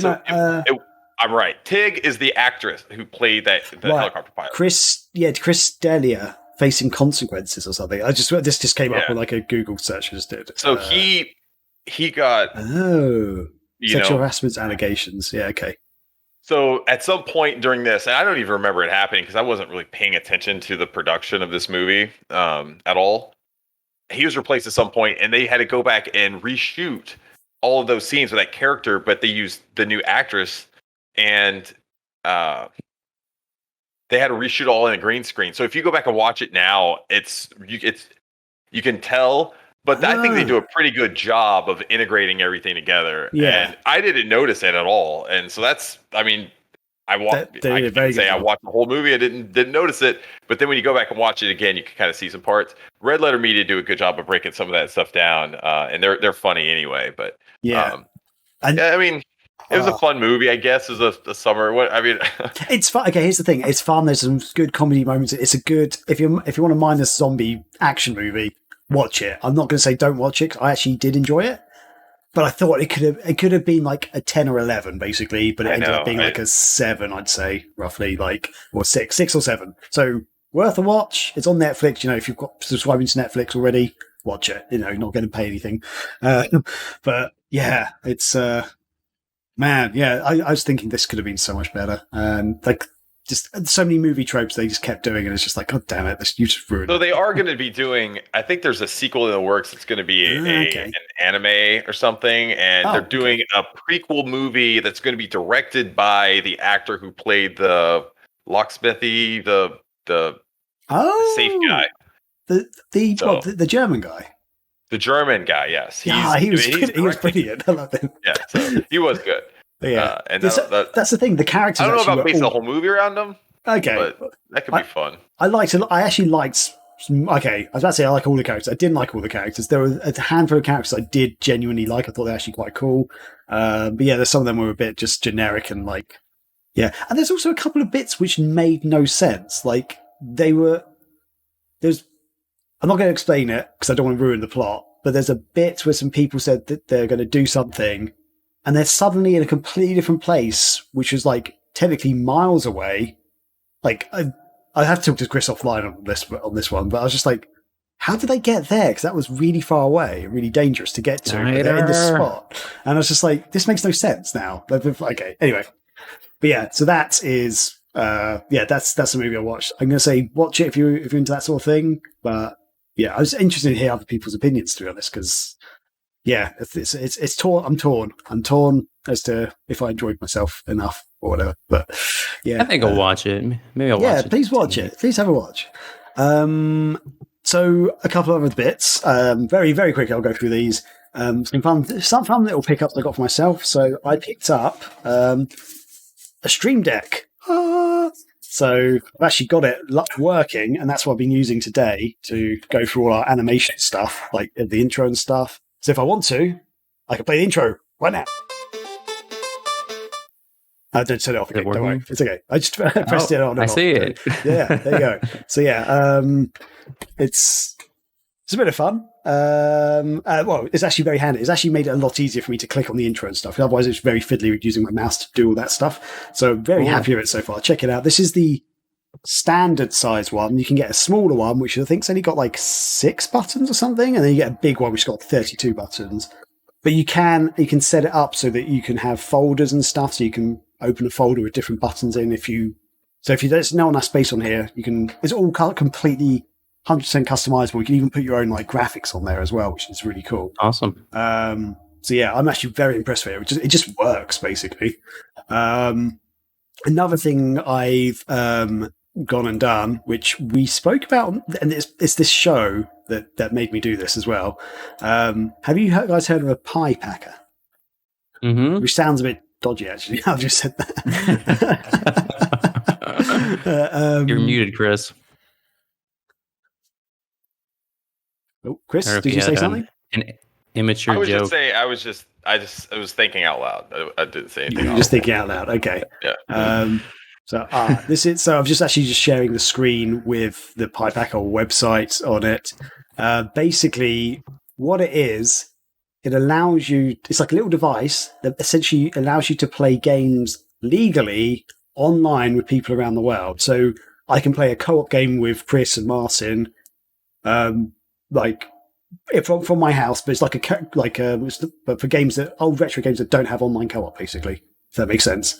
Kind of like what Parsec does, but this is technically a little bit more legit, I guess, if that makes sense. Parsec, you kind of use emulation. Well, most people use emulators and stuff. This is using a device. You can actually use original cartridges for like Mega Drive and Genesis, Super Nintendo, NES, Game Boy Advance. But you could, I believe there's a way you can also download other games as well and stuff. They talk about other games that you can download. I think they talk about there's a PlayStation attachment as well, so you can play PlayStation games. But it's on Kickstarter, and I think it was Scotty, and for some reason I feel like Chris, you were talking about it at one point, unless I got that wrong. But you guys, I might have talked about it because one of the writers, I don't remember who wrote it, but we did cover it on the website. So yeah, you can have one person have the cartridge, and then other 2 or 3 people can play that game remotely online. Yeah. with the person having the cartridge, and like it's a legitimate way you can play it. So yeah, and they just need a USB controller or something. Yeah, basically it says as a joke on like the website about if it's a controller that works, it'll work on this basically. So how does someone that doesn't have the game, do they have to install like some sort of application or something? I believe, yeah. Like, so this can run through Chrome and stuff, Chrome and Edge. It's like an extension or something. So yeah, basically you can just power it up through Edge. And I think for example, when I got my unit, I could send you guys an invite. And then you guys just like sort of log on and play, basically. So this could be something. If this works, Graham, do you have this in hand yet? I don't have it in hand yet, but I've got my confirmation from Kickstarter to give my address for them to ship it to me. So it should hopefully be here at some point. So yeah, eventually. When you get this thing, we have to test it out, because if this works right, this could be really big for some plans that I have for future shows. Ooh. What we could potentially do. Yes, that should be Powered good. by the Piepacker, baby. Piepacker, yeah. Yeah, and I've actually got... I backed on Kickstarter, and I've got all all the attachments they've got at the moment. I've managed to pick up as well.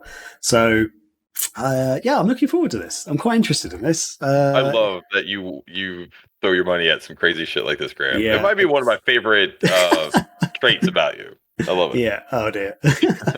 You do it too, Chris.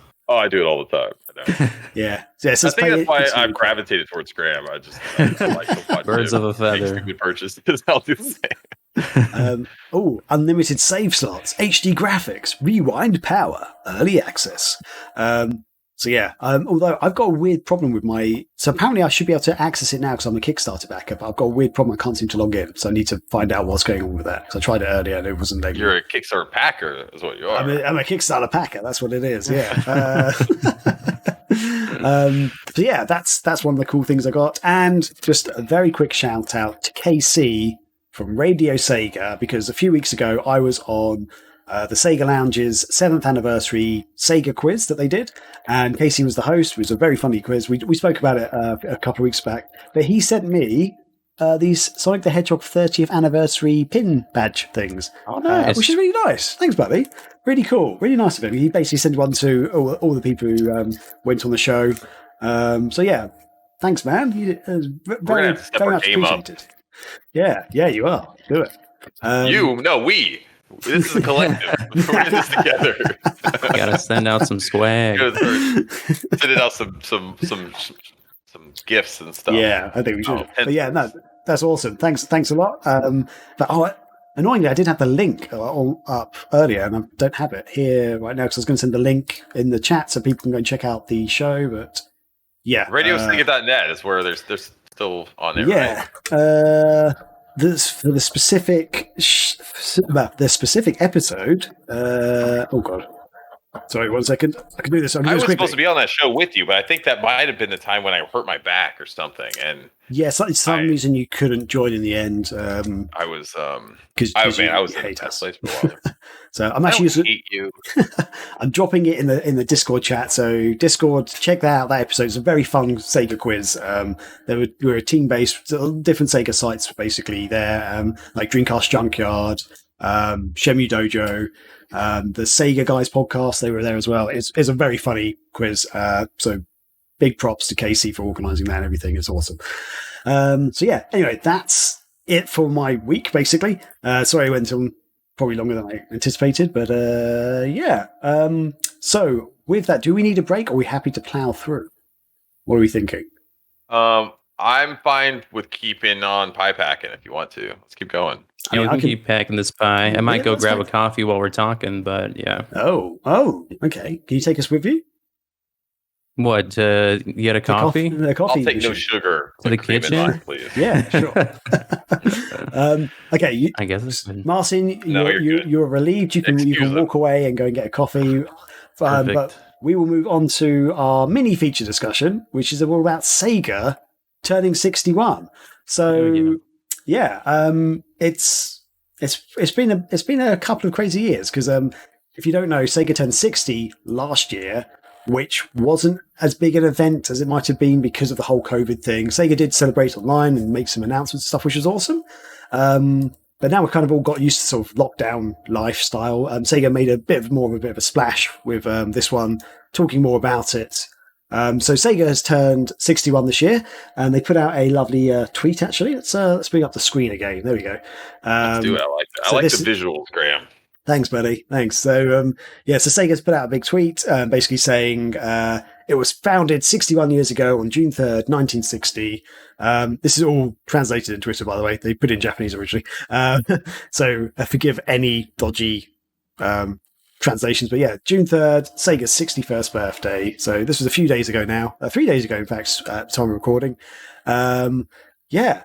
And they put out like a fun little balloon thing going on there, like to show what was happening. So yeah, 61 years of Sega. That's pretty. It's impressive. And so we're not going to make the whole show about it because we do a lot of shows where we talk about Sega and how much we love it. We'll talk a little bit about Sega, but just a mini history I wanted to go through. Chris, do you think that's a good idea? Or yeah, let's do it. I want to. I'm sure there's something I'll learn. Yeah, because here's the thing: a lot of people don't sort of always know the history of Sega. It's very much seen as, and it is these days. It's a Japanese video game company, but that's not how it started at all. So if you don't know about it, so technically the origin roots of Sega started before 1960. It's back in 1946 after World War One. The company, there was company founders, Martin Bromley, Irvin Bromberg, and James Humpert had previously started a different company, which they then sold. And in 1946, they started another company, which was this was to do with arcade and slot machines distribution called Service Games, which is where the acronym SEGA comes from. Service Games, SEGA. But that acronym wasn't first used. The abbreviation for Sega wasn't first used until 1954. So still 6 years before Sega was officially founded. They used the word Sega on a slot machine called the Diamond Star. So Service Games, they made or they distributed arcade and slot machines for use in military bases around the world. And so yeah, if you worked in the Air Force or Navy or whatever, you on the bases and stuff, you could find these arcade and slot machines and stuff, because it was seen during World War II that they needed to have a bit of a reprieve from fighting and things like that, which is fun idea, great idea. But then a few years later, so 6 years later, or as I said, on June the 3rd, 1960, Sega Inc. was officially formed. And so again, still sort of distributing slot machines and sort of arcade machines around the world, mostly in the Japanese market, I believe. At this point, there's a bit of a thing going on in the Western side of the world. That's why Sega was kind of formed. So they distributed slot machines, pinball machines, and gun machines. Most of the gun game machines are actually from Midway. On the founding of Sega in 1960, they moved away from the military-based stuff, and they're actually going into proper arcade and amusement venues. So that was more of a step into the arcade world, as it were, like for more of the public in a way. And it's at this point that so Sega actually didn't make these machines at all, by the way. They just distributed them. Right, yeah. And they found themselves replacing parts so often that they started to make their own parts because it was cheaper. So they started making things like the guns and the flippers for pinball machines and things like that. And then eventually they got to the point like, why don't we just make our own machines? And it wasn't until 1966 that Sega actually produced their very first cabinet, which was for a game called Periscope. But there were interesting facts, and I didn't realize this until today when I was doing a bit of research. Periscope wasn't originally made by Sega. I don't know if you know that at all, Chris. It was made by Namco in 1965. The game was originally called Torpedo Launcher, but on its launch it was renamed Periscope, and it was published by Namco. But 1 year later, Sega looked at the cabinet and they decided to modify the cabinet, and they basically created their own version of it, which added support for 3 players. But it was a huge cabinet, basically. And when Sega was looking to distribute it around the world, they realized they needed to make a much smaller version. So they went it back to a single-player version, but it was still different upgrades that Sega had created. So that way they could afford to produce it around the world. And Sega is said to be one of the first... Periscope was said to be one of the first widely manufactured arcade machines that had the price of 25 cents or a quarter to play. And that was actually a decision made by Sega because the initial cost of it, like people were paying to play it, was actually too low, and people weren't making their money back. Like the arcade owners weren't making money back. So they said, charge 25 cents, make a bit of a profit. And at the time that was seen as a premium product. But it worked, and it became like a big thing. And then, okay, and here's the thing. You might think that Sega's been making video games since then. No. They didn't make a video game, at least an arcade video game, until 1973, because games like Periscope were electromechanical games. So they didn't actually have a video screen in them. They weren't video games. So it wasn't until 1973 when they created their own version of Pong, the arcade classic. They invented a version of Pong called Pongtron, which they released exclusively in Japan. It had some different adjustments to the Atari version of Pong, but it was a very similar game. But yeah, that was their very first they game. Thought they'll never know. No one will ever know we released this over here. I believe they actually, the thing about this is the crazy thing about reading some of this research. A lot of these arcade companies and stuff, they didn't seem to care about the licensing. They'd literally give Sega a license for stuff and things like that. Like what happened with Periscope. Like the inventor at Namco who made it, in like an interview, he was like, "I'm pretty sure I gave Sega the rights to it. Yeah, that sort of happened all the time," sort of thing. So it's just like, funny. I mean, back then though too, there was like a guy that's making a game, So it's that kind of could happen with these companies. It's crazy. Small and early in the industry. That's I mean, even in the early '90s and all that kind of stuff, it's not like it was like studios like Ubisoft, like right now, like before it was also like 20, 50 people working on some games. Yeah. In the 80s and 90s.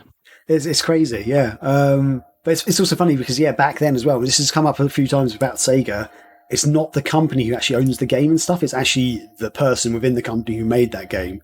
So there's been things with some Sega franchises which are really old where Sega doesn't seem to own the full rights. They have to speak to the original creator to like get things republished and stuff. It's madness. Even though another company could publish it without Sega's permission, Sega would still have to get permission internally from that person to make a game again. But so they made their own version of Pong in Japan. That was their very first actual arcade video game. And then it wasn't for like nearly another 10 years later, in 1983, where Sega finally entered the video game market, which is kind of how most household people know them as today, which was they released and do you guys know the answer to this? What was the console they first released? The SG-1000. Thank you. There you go. Yes. 100. It was the SG-1000 in Japan, which was the forerunner to the Sega Master System, which was basically the Sega Master System was the almost like a modified version, which they released in the West. There was the Model 2 of the SG-1000 as well that came out before like the Mark III. I have the second model, but I've wanted to get my hands on the original SG-1000. I think it looks so cute. It almost looks like a toy. It's such a cute design system. Yeah, and I love it. There was a keyboard version. I forget what that one was called, but I always want to get my hands on that one too. But just from a collector standpoint, I think that would be kind of neat. What was your first console, though, from Sega? Was it the Genesis or the Mega Drive? Or did you guys get the Master System? Mine was the Sega Game Gear. Oh, okay. Yeah. Mine was the Genesis. Yeah, so was mine. But I think I got Model 2. I didn't get the original Genesis. I think I didn't get my Master System until after I had a Sega Saturn. And I didn't get my Sega Saturn until after the N64. So I had a crazy way of getting all my Sega consoles. All the Model 2 Genesis shipped with the 6-button controller, right? Wasn't it only the Model 1 that shipped with a 3-button? I don't know, because my friend had the Mega Drive 2, which is the same as Genesis 2. Right. And I remember him getting Street Fighter 2, and he only had a 3-button controller when he first got it. That was the worst. It was the worst. I think you had to press the start button to yeah, you couldn't pause the game. It was nuts. You just had to press start. So yeah. With the original controller and some third-party controller. I don't remember who it was. Maybe it was Mad Catz, but that doesn't sound right. But yeah, our third-party controller had 6 buttons. I think the first one we had the 3. But yeah, it was fun. Yeah, it was and great. Yeah, that was my first console. And then my cousin had a Saturn, and then we went over and played the Saturn. I don't know what game he was playing. It was like some kind of skeleton game. Maybe it was Mr. Bones. I don't know.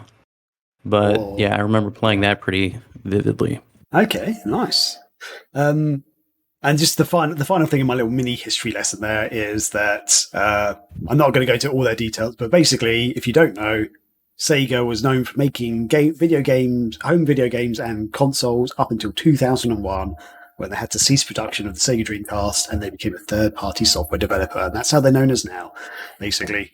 So, yeah, they had commercial successes and failures all over the place. And sadly, they don't make the systems anymore, but we're still enjoying the games, most of them, kind of. I mean, yeah, they still make good games. I think they're making good games. I think most of the games they put out nowadays, I think Sega today is a lot more cautious in what games that they're going to develop internally and really put a lot of money behind. And I mean, this isn't to be surprised. I mean, Sega said this like 10 years ago that they were going to focus on several of like their franchise,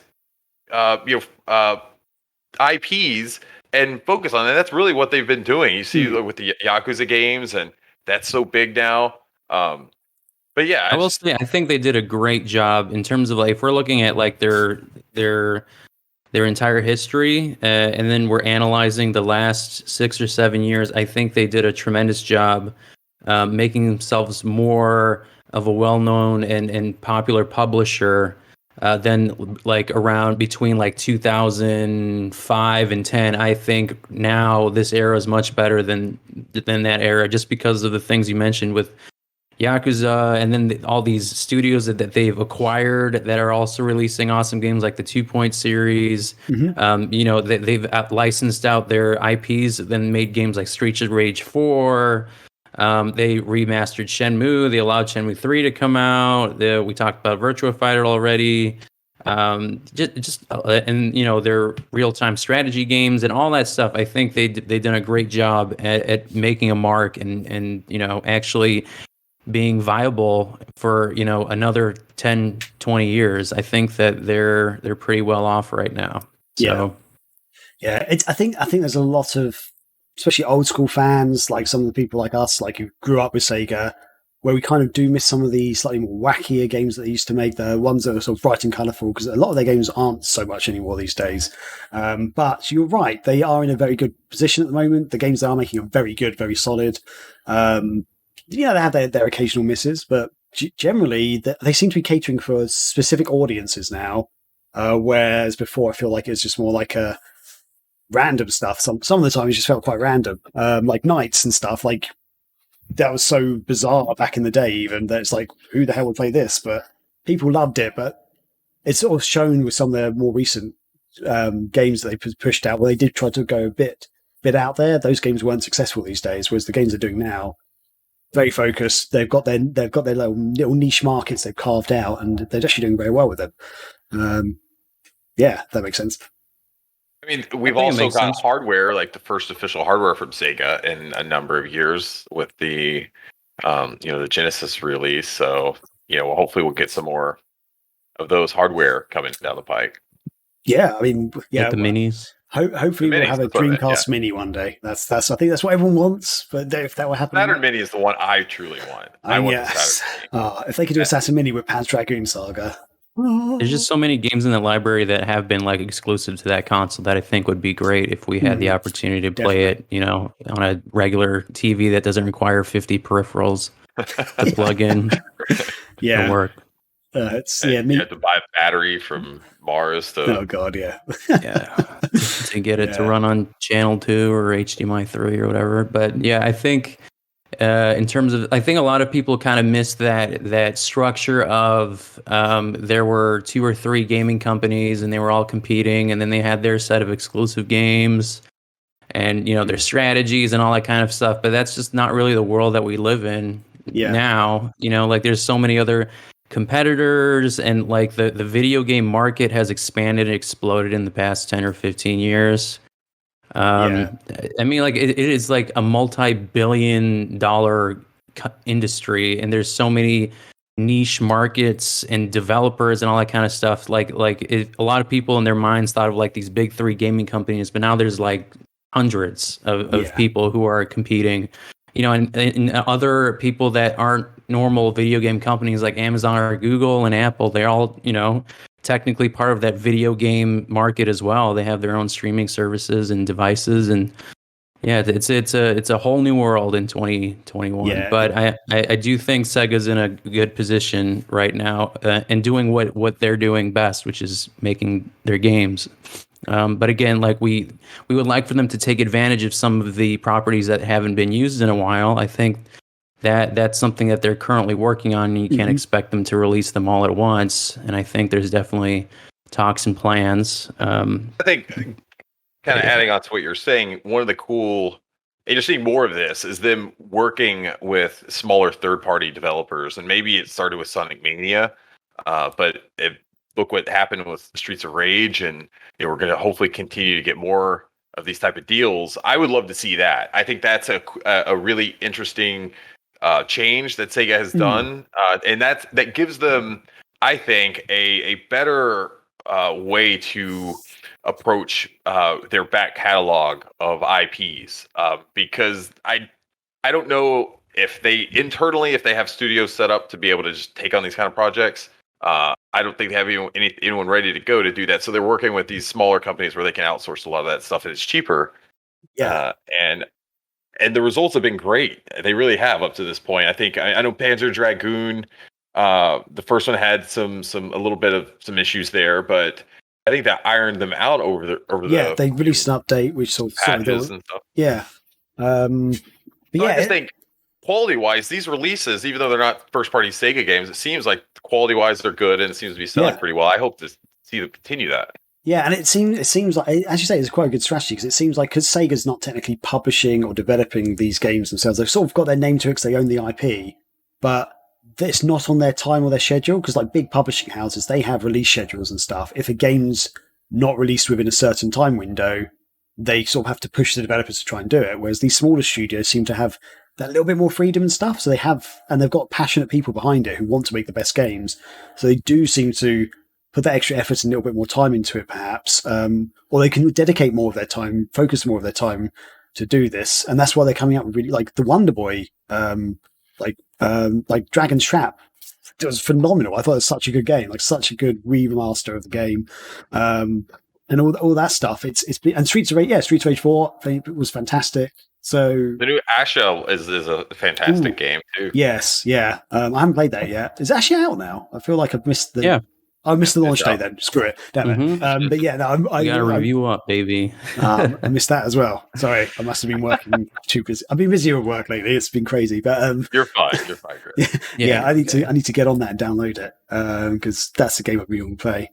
But yeah, it seems to be working out for Sega in that way, and that was respect. Well, I think basically if you have a studio that has the ability to make a game great, I don't need the name Sega stamped on it. If you can make a great Streets of Rage game, which they did, they made a great Streets of Rage sequel, and they're releasing the DLC and the new characters and whatnot, and people look like they're positive about like the new content that they release, even if like maybe Mr. X isn't really necessarily original. Maybe they were expecting a different villain or whatever. But I like I said, I think if they have the ability to send it out to another developer that can make it good, then let it be. Like and if they do a good job, then that's the strategy they should go with, because it doesn't have to be Sega, necessarily to make a good Streets of Rage 4 game, as it has been, proven.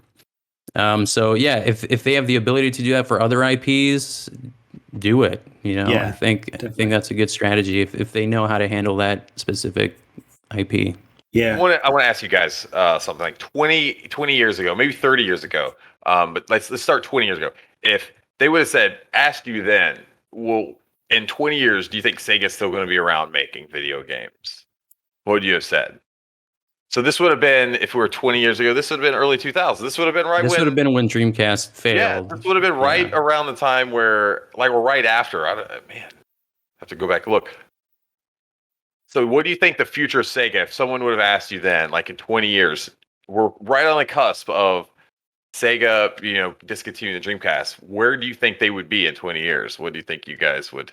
I know that's kind of a weird question because we know the answer, but how would you put yourself back then? Like, how would you foresee them going? Because I know my answer. I completely distinctly remember what I thought was going to happen. I wrote about it in the forums, on the Sega forums back. Oh yeah, God, I remember you asking that. I can't remember what you wrote though. Damn. And Martin, I think they would just sell off the Sonic IP or something. Like if they were just going to sell off the company, maybe Nintendo or another, developer or publisher would take their intellectual property and make the games for them. But I don't know. I think like around that time, like I wasn't thinking about it too much. But I guess if I was like with my current self in 2001, I think it would be uncertainty. I mean, like I guess they would just keep making the games that are bringing them some kind of money, which was Sonic at the time. And I know there were those ongoing conversations with them and Microsoft, and they partnered together on the Dreamcast with the online stuff, and then they created the Xbox. So I don't know. And there's still ongoing rumors of Microsoft purchasing SEGA. That would be the longest flirtation ever. 20 years later, they finally buy them. Yeah, we really thought that was going to happen after the Dreamcast. See, this is that's what my answer was going to be. Like thinking back to where I was at then and stuff, and what I'd read about.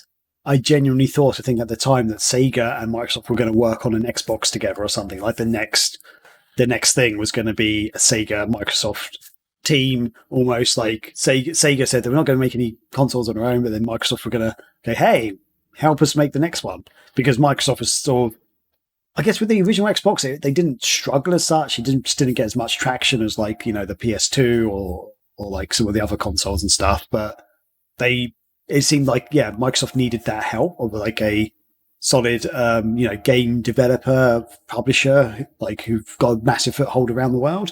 So I genuinely, hand on heart, I thought Microsoft and Sega were going to partner. I didn't think Microsoft were going to buy them out necessarily, but they were going to partner on some stuff, and it's going to be awesome.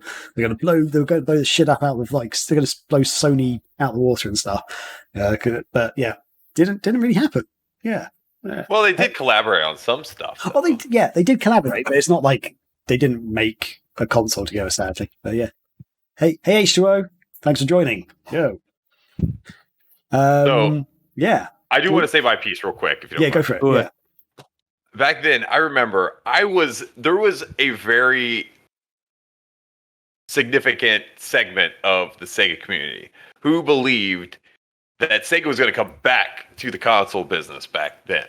And I was part of that group. I thought that Sega was going to go away and become a third party for a few years, build up some money, make some cool games, put them on other systems. The Sonic games are going to sell millions and millions, all these other games. It's going to be amazing. And then once they get some money back and they got their finances in order, they're going to come back out with the Dreamcast 2 or whatever it's going to be. I really thought that was going to happen. And man, I have to say that would have been the worst thing ever for Sega, because they're too small of a company to compete against Sony and Microsoft. Like Nintendo struggles to do it, and it's only because they have fucking like magic elves living in their vaults that do all this work engineering for them for these awesome systems that they make. But there's just no way a company the size of Sega would ever be able to compete against these mega corporations. And so it was just always going to be this struggle that they would have. And I think making the move to third party was absolutely the right decision. And it was one of my most angry days of my life, and as far as covering games and everything else goes, when they did make that decision. I was so pissed. I went and traded my Dreamcast at GameStop in that fucking day and just got credit to buy PS2 games. I was so mad. And I really regret that. That was so stupid. I was so mad. I think I had enough to buy like one game or something. God, I never get credit. But I thought they were going to come back, and obviously they didn't. But I'm really happy they're here, and I think, man, I would never have believed, a few years ago that they would be in as good of and as healthy of a position as they're in. I know overall, Sega Sammy has been still restructuring and getting rid of some pieces of their operations and what they own and things like that. But if we're just focusing in on Sega games and that part of Sega, I think they're knocking out of the park and doing some really good stuff. They really are. Yeah, it's been fantastic. Yeah. Do you guys remember what was like the first thing you published on Sega Nerds? Like the first things you wrote about? Before Sega Nerds, we did Dreamcasters Realm together, which was brilliant. I love that. I love that. Funny enough, I was just showing Elliot Dreamcasters Realm this week. Wow. Is that still like in the Wayback Machine, or where is that? It's still online. Dreamcasters Realm. It is? The old version of it, because they had the tripod website, and then we went to dreamcastersrealm.com. I think the dreamcastersrealm.com's gone now, which looks a bit better. But yeah, we've got the tripod. I just dropped site. the link in the chat. Oh yeah, there you go. And I think on the tripod site, actually, I'm going to share my screen. Let's do some screen sharing. Oh no, wait, it's just opened up in the wrong window. Holy shit! It looks amazing. That's a naked person. Oh really? What? Yeah, that person's naked. Oh, I don't have that. I've got a. Oh, you're joking. You're such an asshole. God damn it. Okay, so yeah, this is the sexy Dreamcasters Realm, the original website. I made that banner way back. Yeah, you did. That banner was probably made close to 20 years ago. Oh, that's amazing. This is beautiful. This is a beautiful thing. Oh, look at it was 2004 because we have the release list up there. Look at the top right corner. Samurai Jack, Astro Boy. Wow. Headhunter 2. Sega GT Online, winter of 2004 for Xbox. Jesus. I'm just loving some of these things. Like, do you remember the Phantom that you were talking about? The Phantom? 8 Reasons the Phantom Will Succeed? Oh, I was a real big fan of the Phantom also. I bet the chat doesn't know what the Phantom was. That's like, wow. If you know what the Phantom is, let us know, because I was a legit fan of the Phantom. I was in the forums. I was on, dude. I've done a lot of work on covering the Phantom over the years, and even when we were part of the on live fans cast, I think. Yeah, online fans. We interviewed one of the original owners and the guys that operated the original Phantom and Infinium Labs many years ago, and that was when they had that lap board. I don't know if you remember that he was they were trying to get to be compatible or sell along with on live. But yeah, man, the Phantom was a weird little system. Never existed. One of the most infamous pieces of vaporware in the industry. I still talk to this Jim or Mr. Sweet Candy fellas. It looks like two writers that posted for years, and I don't know if he's ever going to come back. I think we've got an exclusive still on this. Yes, okay.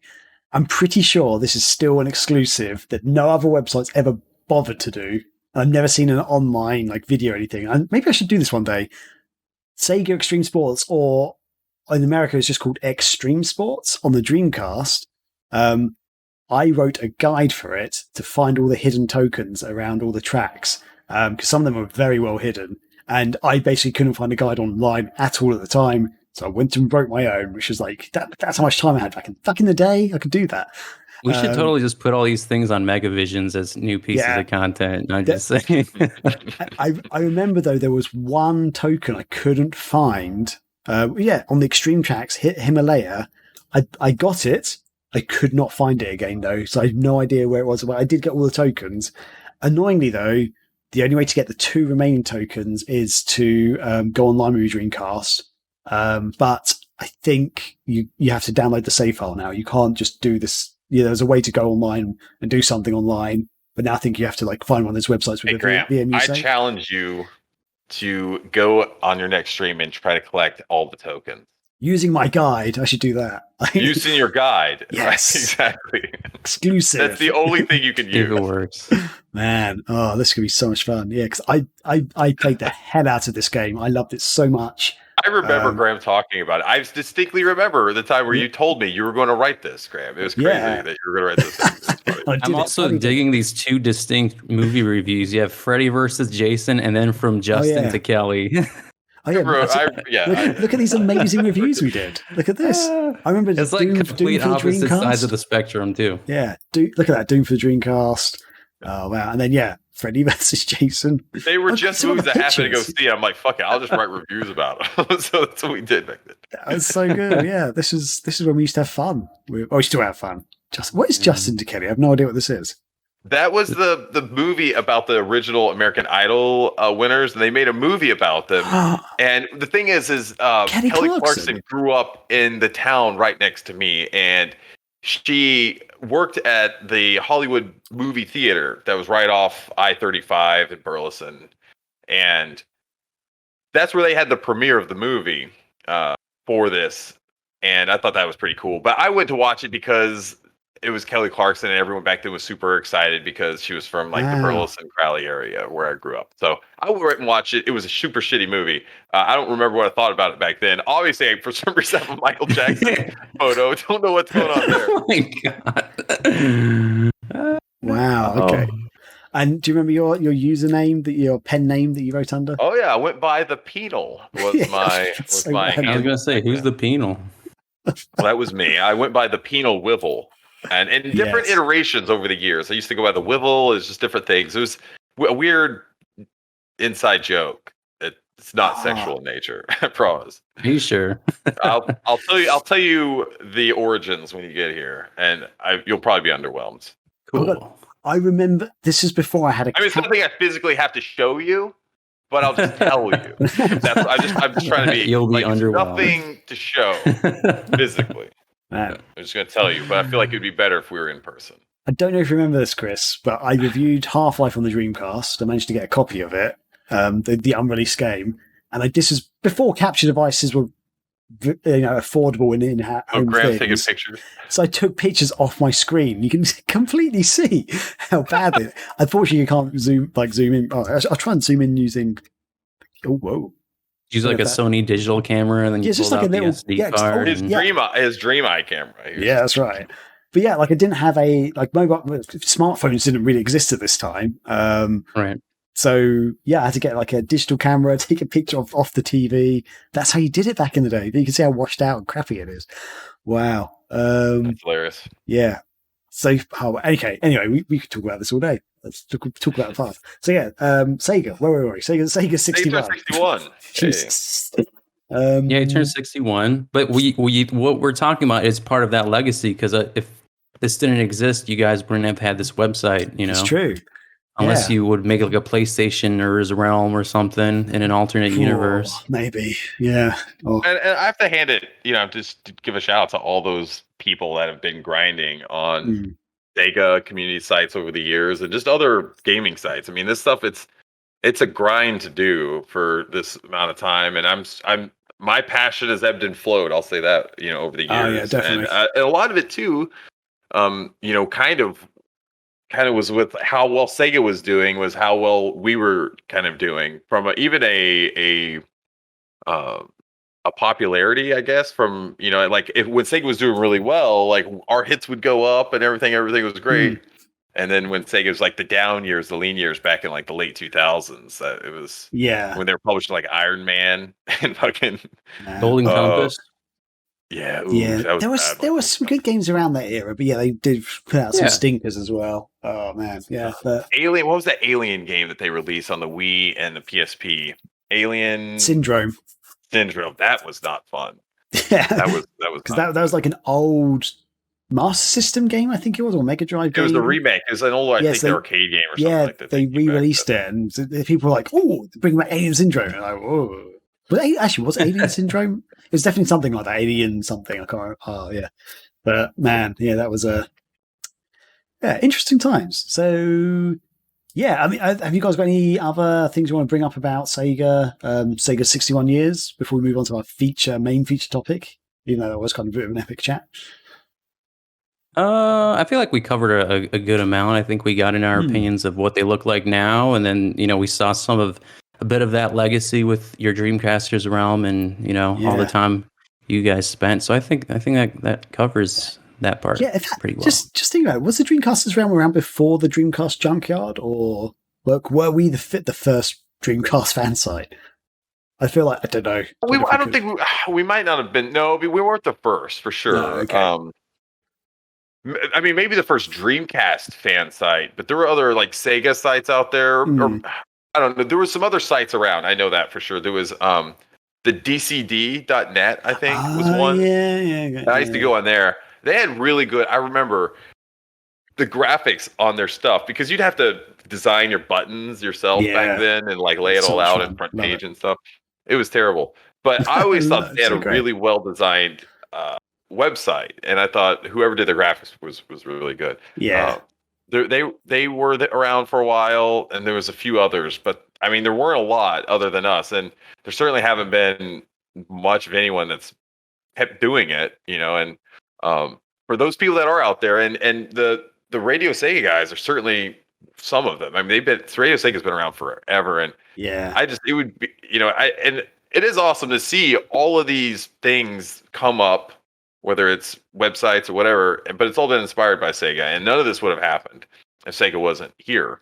So I'm glad that Sega has made it to 61 years, and we continue to keep covering them as they go forward. And I'm really looking forward to it. I'm happy with where we're at covering Sega as a company, and I'm really looking forward to seeing how they continue to grow and continue to evolve along with the gaming industry. It's going to be challenged. It's tough to make it out in the world today, but Sega's doing a good job. I hope they keep it up.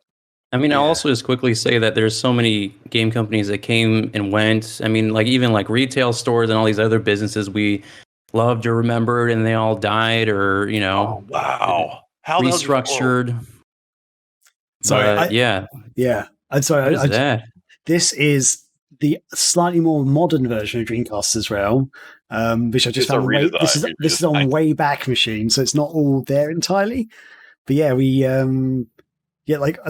a Lick-Sang promo deal back then. Yeah, we I remember did. that. What the hell is Lick-Sang? That was the importer before.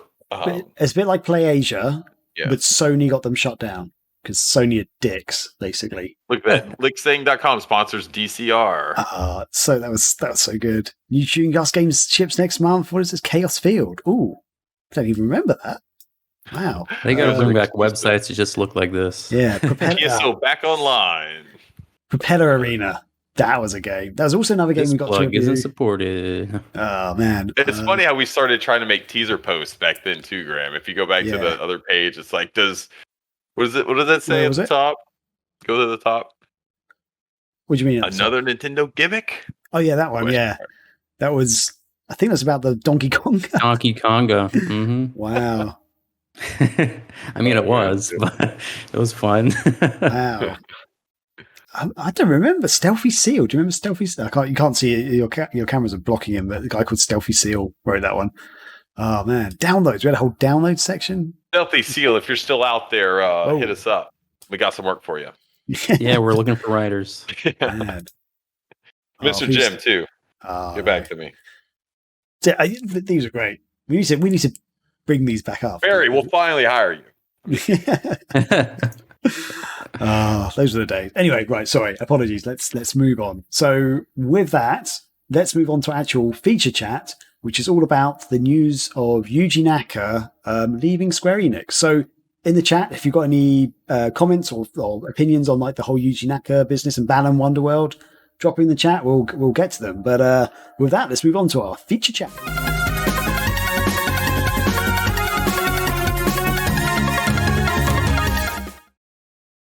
Yeah, the Stream Deck is working. Love it.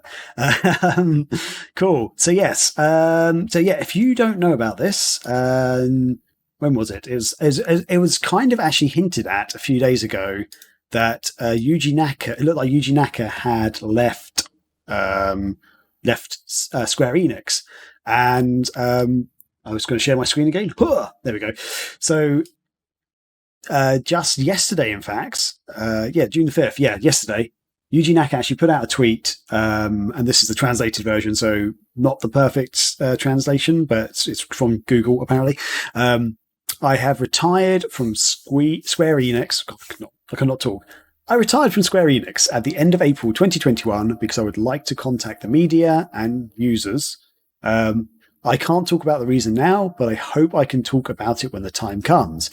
As for future activities, I'm 55 years old, so I may retire. It's kind of interesting. This was first broken by a website who was sort of just looking into his activities. I think it was on Facebook or something. They found some of an update basically that sort of showed that he was no longer working at Square, and so lots of websites started talking about it. And then a day or so later, finally he made this announcement. But it seems to have come off the back of the commercial failure of Balan Wonderworld, which, if you don't know, was Yuji Naka's like next big platform game that looked very much aesthetically looks a lot like Knights. So a lot of Sega fans are getting very excited. It wasn't published. Sega had nothing to do. It wasn't published by Sega. It was all published by Square. Yuji Naka was working for Square at the time. And yeah, so it was like his first big 3D platformer since like working on the Sonic the Hedgehog games. And, but it was released to not so much fanfare. They released a demo, which a lot of people didn't like. When the game finally came out, a lot of people just sort of didn't really enjoy it. So yeah, it wasn't very well received, and it looks like it hasn't done very well commercially. Square Enix apparently actually refused to release the details of the sales figures, which is never a good sign, really. Normally, if a game's doing well, the games company's like, yep, we've sold 50 million, in the first day. So if they're not celebrating about it, it normally means that they haven't done so well. So yeah, we actually broke the news. We didn't break the news, but we published an article about it a couple of days ago before Yuji Naka actually made his announcement. So yeah, what did you guys heard about this? What did you guys think about it? What are your thoughts and opinions, basically?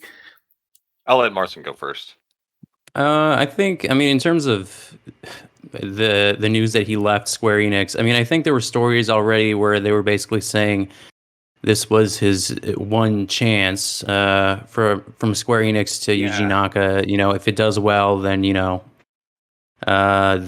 allow him to make more games. But clearly, this did not work out as well as he wanted. He changed his status. I think it said he left in April. And then everyone started reporting on it recently, and I guess he was kind of forced to explain, what happened, because there were so many media outlets that basically were reporting and commenting on it. That's why he commented on it in the past couple of days. But I mean, it sucks. I mean, everyone who follows Sega knows Yuji Naka was one of the main developers of Sonic the Hedgehog. And he also helped develop Nights into Dreams, which is kind of what Balan Wonderworld art style and is kind of inspired by that, I would say. And I mean, Graham, you played Balan Wonderworld. Yeah. Your thoughts? You think it was kind of okay? Like, I don't think you hated it completely. No, so I did not hate it. Sorry, just bring up the trailer again. Whoops, there you go. Right. Sorry, just bring up the trailer for people to watch properly. So, I don't hate it. It has a lot of problems though. It aesthetically, here's the thing. I think some of the big things they're going for it, I think it actually does look beautiful. I think it's very good graphics. The music's fantastic. And I love the concept of it. So if you don't know about the game, the premises, you are playing as one of two kids and you're going into like these sort of weird little worlds where, you're sort of helping out someone else because something's happened in their lives, but you use these different costumes to like get different powers. And the general premise of it is really good. The problem is, the costumes are just stupid half the time. So there's some costumes which are really cool, really helpful and stuff. There's ones which are just ridiculous, which you only ever use in one area, for example. And there's like some of the costumes you don't have full control over. Like there's one where you're like this kind of chess piece with like cannons at your front and back and to your sides, and the cannons rotate around you automatically, and they will occasionally stop and fire automatically, so you have no control over them. And it's just a bit ridiculous. And there's some costumes that are very similar to others, and it's almost like, why have you put two costumes in that are almost identical? And it also felt like they gave you costumes, and you can easily like solve this specific level or section in the level with another costume, where like some of these costumes weren't necessary in the first place. Like, it's a cool thing to have, but like it doesn't really do much in terms of completion. Exactly. Yeah. So it's a bit frustrating. However, that said, the more I play it, the more I enjoy it, because the whole thing is the more you progress, you get other new costumes which are better or more powerful or do different things. And you can go back to your earlier worlds and you find whole new areas to explore, which I love. I love that idea. I love going back to old levels with new powers and stuff. But the problem is there's so many costumes in between that are just so frustrating. So many bits are just really frustrating. There's also this weird glitch in the way the game plays. So like sometimes you'll be running along and the game will just randomly freeze for like just a split second, but it throws you off your game because like you might be twisting the camera and suddenly the camera freezes and then like suddenly the game just moves around. And it's like, and I'm like playing on the Xbox version, which, that should not be happening in like the modern world or like, Xbox Ones and stuff. Right. It's just, so there are little annoying elements to it. So yeah, I completely understand why a lot of people don't like the game or find it very mediocre. I've spoken to some people who love it. So there's a Twitch streamer, I've actually forgotten her name. She streams Balan Wonderworld quite a lot, and she makes it look really fun. She's enjoying the game. She's having a lot of fun, and she was the one who kind of spurred me on to keep wanting to play it a bit more. I have stopped playing it briefly while I'm doing my Panzer Dragoon Saga stream, but I intend to pick it back up again just to see what it's like at the end, because I don't think it's terrible, but I understand why a lot of people not enjoying it so much. Like, have you played it much at all, or?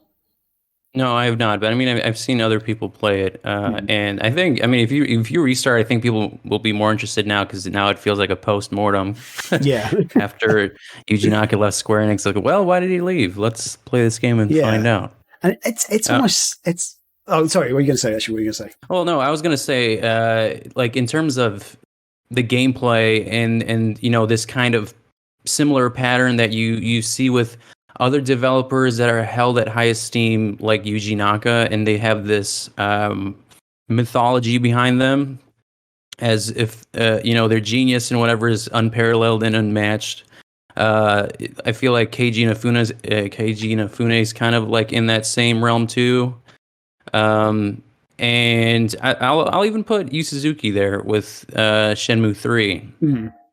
I think when it comes to these new games that they created recently, I think that it just comes to show you that it's not necessarily one individual that makes the game. It's also the teams of developers and people who are bouncing off the ideas off them that kind of mesh together and create this wonderful game that they've made in the past. Mm-hmm. And I feel like a lot of people made this assumption where a lot of like this content and what have you is the result of one person, but I mean, based on these games and these developers that we talked about, that's obviously not the case necessarily. So I mean, it's unfortunate with Yuji Naka and Square Enix, because I think it was a cool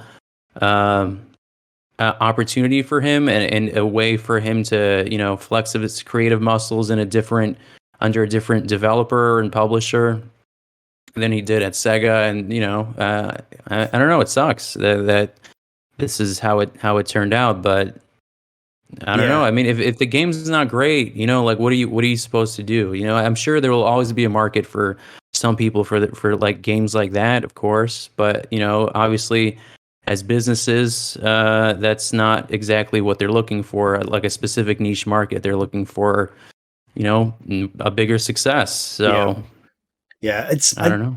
I feel like Balan Wonderworld has also got this weird thing that, like, so one thing about Yuji Naka is he likes games that are very simple to pick up and play, but harder to master. So like the Sonic the Hedgehog games, like Knights and stuff, where it's very simple control. Like Sonic the Hedgehog, all your buttons are basically jump, except for the direction thing, which is kind of the same as Balan.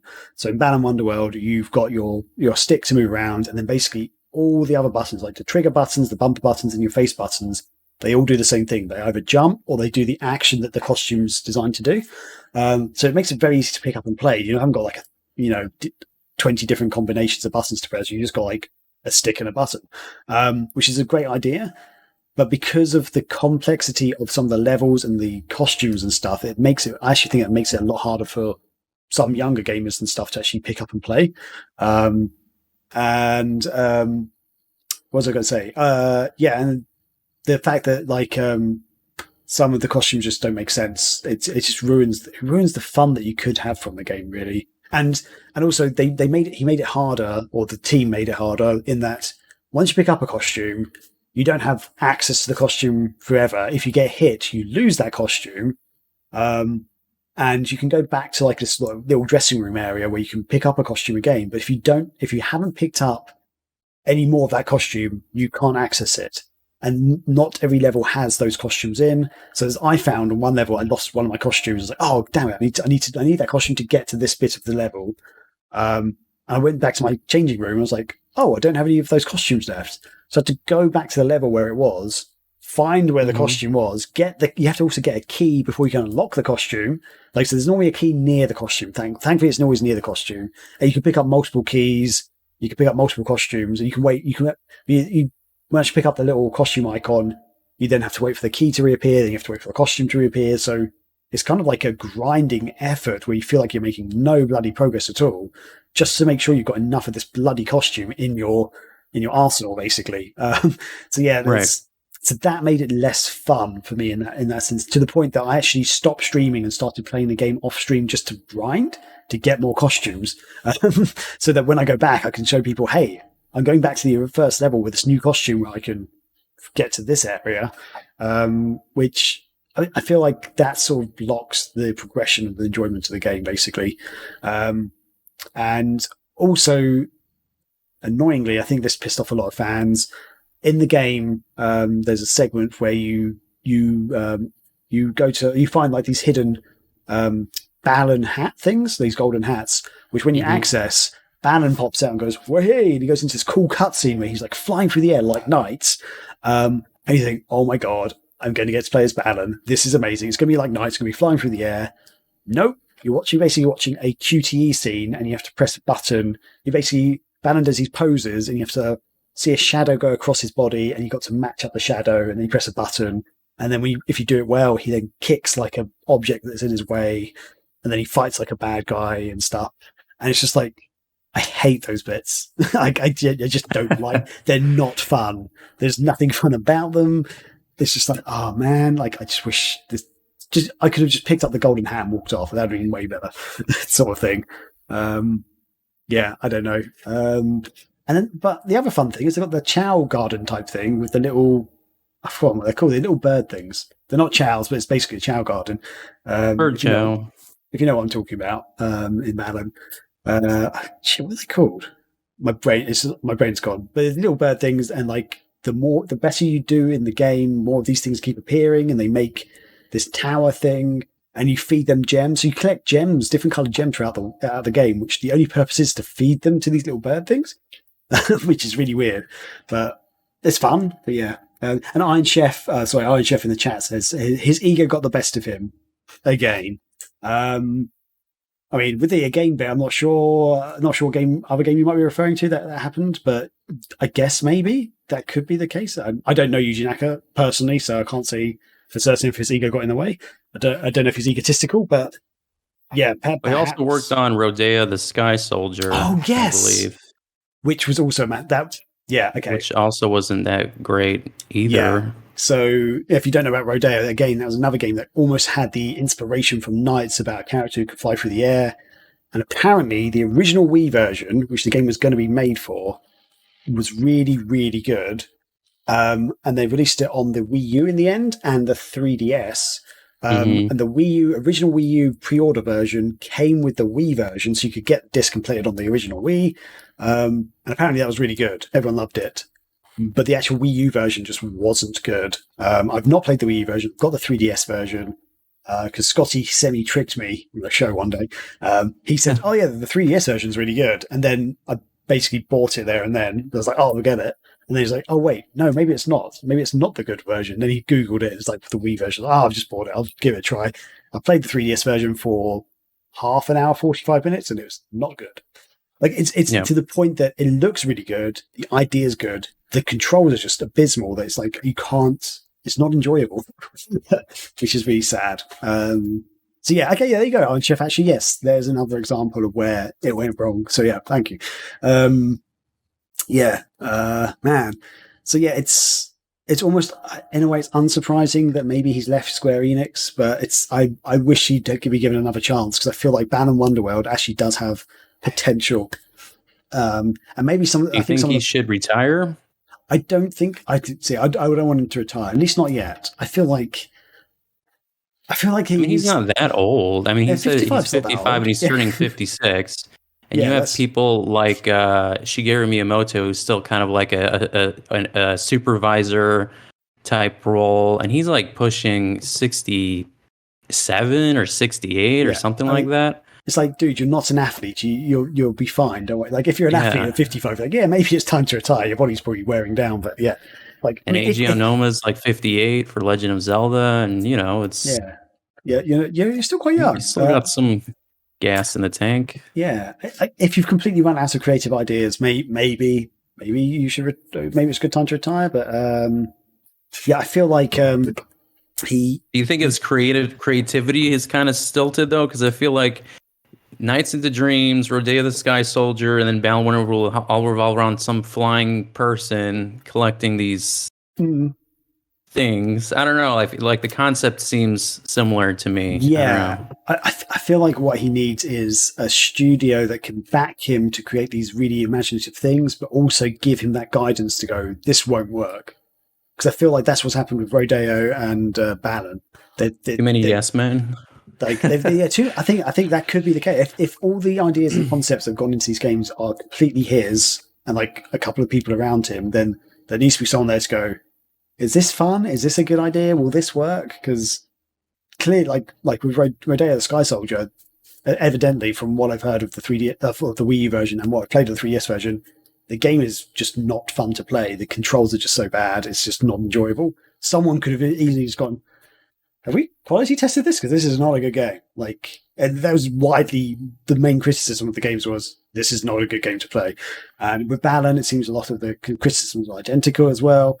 Iron Chef says in the chat, he always wanted to be in Nintendo's arms since Sega's last hardware years, so maybe he should give them a call.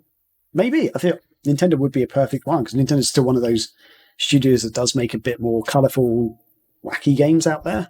Kind of like what Sega used to do, and what Balan's kind of like for Square Enix. So what about you? Do you think he should retire?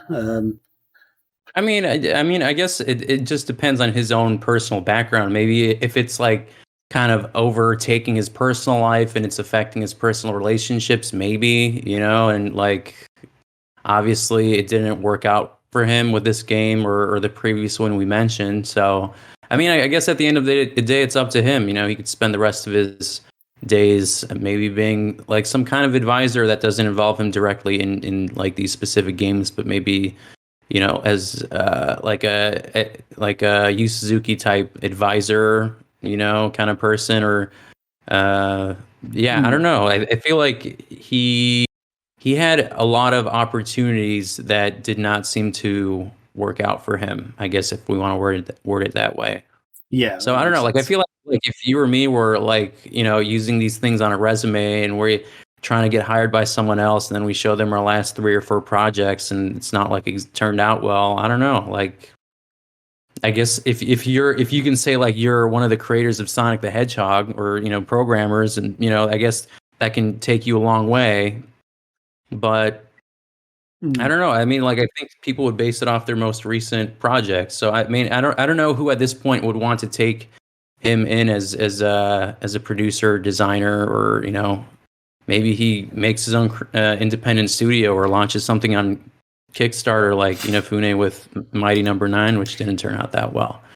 So that's actually what Iron Chef kind of just sort of said, actually, that he should really go the Yu Suzuki route, and if you can't retire at his age, why not start a small startup? But I just need to double check something, because I feel he did create his own startup. If you remember Probe, do you remember Probe? So he did after he left Sega, he started his own small development studio called Probe, which I weirdly think it might still be running. Antichrist just put in the chat, he's the only employee of Probe, lol. I believe at one point he did have a few people on his team, but it was started in 2006 till it says it's still going. He did a few phone games. He did some Wii games. Yeah, there was one which was quite a fun Wii game, but it wasn't amazing. don't get me wrong, it wasn't amazing. It's called Let's Tap. That was his big release, which he did with Sega. So Sega published it. It's like one of the deals, basically. And he it's basically like you get like a cardboard box thing. You put the Wiimote on it, and for different games, you tap it. And like the tapping would shake the Wiimote. And in certain games, let's tap that ass. But there's like a load of mini games. It's actually kind of fun to play, especially with 2 players. I think you do 4 players actually on it, from memory. It wasn't amazing. It was like a fun little side thing, kind of like Wii Sports is in a way, those fun little mini game things. But that was like his biggest release under Probe, as far as I'm aware. And then he did some other little games, but he did do games for the 3DS, like, oh my god, Street Pass Fishing? What the hell's that? No idea. Digimon Exactly. Adventure. Wow, what the hell? Ivy the Kiwi on the Wii. That was actually a game that was apparently quite good. But yeah, it's actually under Probe. He did Rodeo the Sky Soldier, actually. So yeah, he has done that, basically. He has done his own little studio, not super successful. So I think he needs those big development shoes behind him to make those visions that he wants true. But yeah, I'll agree with Chris on this, though. He was saying being the creator of Sonic the Hedgehog doesn't mean anything anymore, and like your original games can only take you so far. And again, like your track record of your most recent games isn't particularly great for people who would want to take you on. So. I don't know. Maybe he should just write a book or something. I don't know about all his time in the industry. I'm sure that can sell well if he gives his own perspective on things. Because I have heard that before too. That he's supposedly stubborn. Yeah, but yeah, I don't know who else would take him at this point. Would Sega be like, come back? Probably. Well, something that Antichrist said in the chat that. He didn't have a sharp record during his last years as an executive producer at Sega either, and he seems very difficult to work for or with. So, I mean, I don't really know this about him, but maybe if that's true, maybe if there's reports of that happening, I guess some people they make a big successful franchise like Sonic, and maybe they think that they deserve one-hit wonder. Yeah, they deserve a lot because it's not like as you guys have sort of said with the Sonic, like being the creator of Sonic the Hedgehog doesn't mean anything. If he was still making Sonic the Hedgehog games and was showing that I made this Sonic the Hedgehog game which sold 20 million copies, like that's great. Like come on in almost. But the fact that he created Sonic the Hedgehog and hasn't worked on the franchise for a long time, it's like, what have you done recently? As Antichrist put in there as well. Iron Chef says, didn't he make PSO also? I believe he did Phantasy Star Online, the first one. Okay. Yeah, I can't remember what he did, actually. He's worked. This is the thing. He has got a very good history. Like, he did a lot of stuff. But I think his last Sonic game was Sonic Riders, if I'm not mistaken. Oh, wow. Let's see. But I haven't really played Sonic Riders. I think I played it for like a couple of hours, but it wasn't my bag. Okay. I was trying to find his stuff, and now I can't find it. God damn it. He did Phantasy Star Universe, actually. I think that was his last big one at Sega. And he did some of the Sega Ages stuff. I didn't know there was a Sega Ages version of Last Bronx. What? That's awesome. I love Last Bronx. Wow. So yeah, that's it looks like Phantasy Star Universe in 2006 was his last big job at Sega, and then he moved on to Pro. PSOU's garbage. Well, Chris and I had a lot of fun with that. So if we look at his entire history of games, and would we say there's more negative results in terms of his game development versus positive, would we say? I feel like he's okay. I brought up the list on Wikipedia. Let's share this screen as well. Let's get this going. Sorry, I just need to bring it up on my other screen.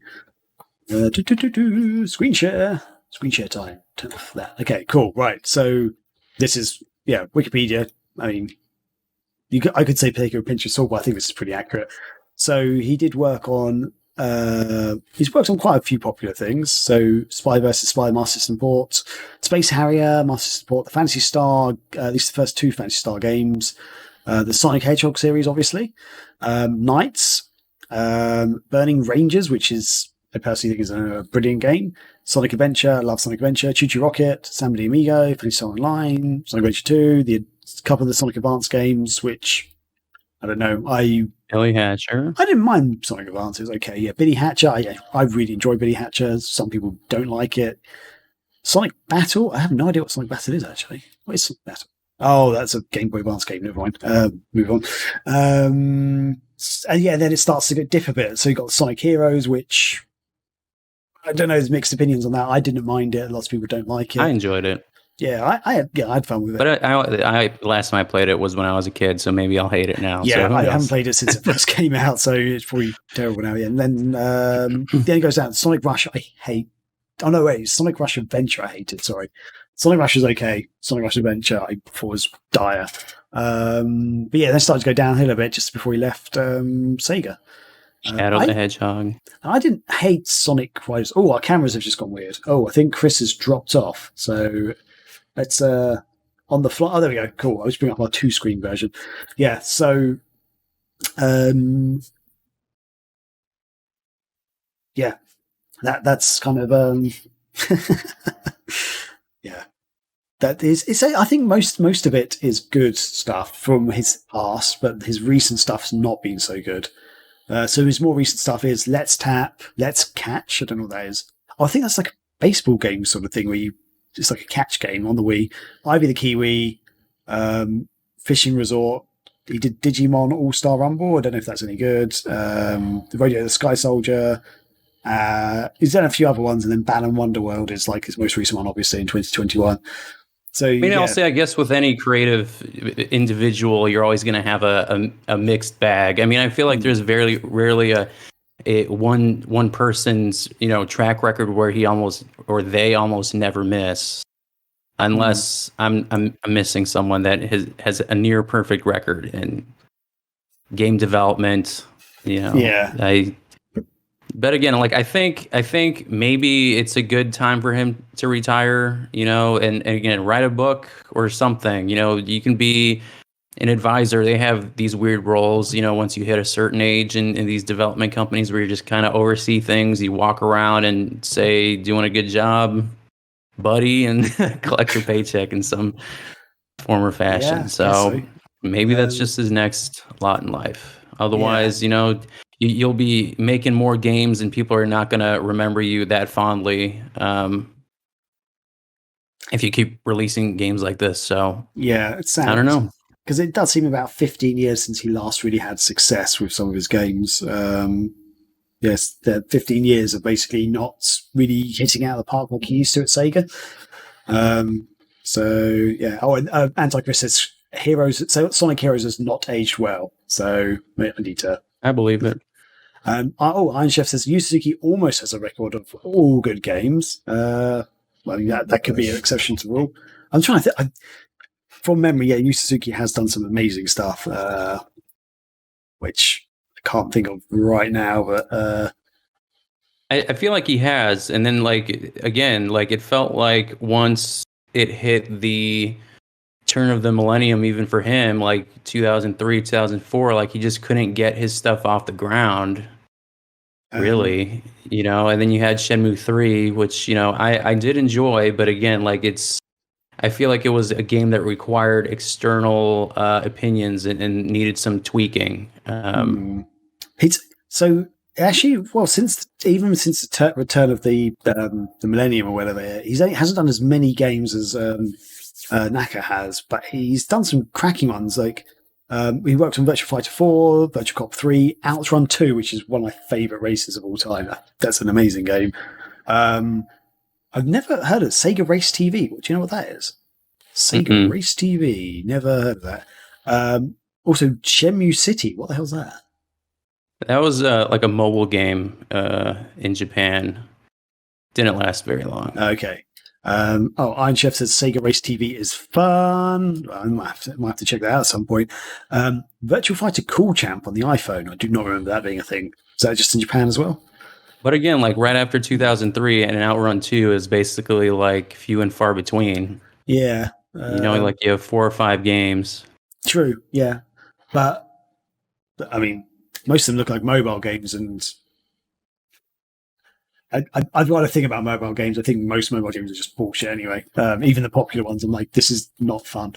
But yeah. So he mostly works on arcade stuff still, which is quite interesting. It's interesting to see arcade developer going to console, then back to arcade again.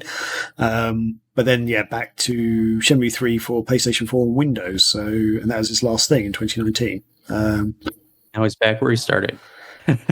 Maybe I'll make Shenmue 4 if someone lets me. Yeah.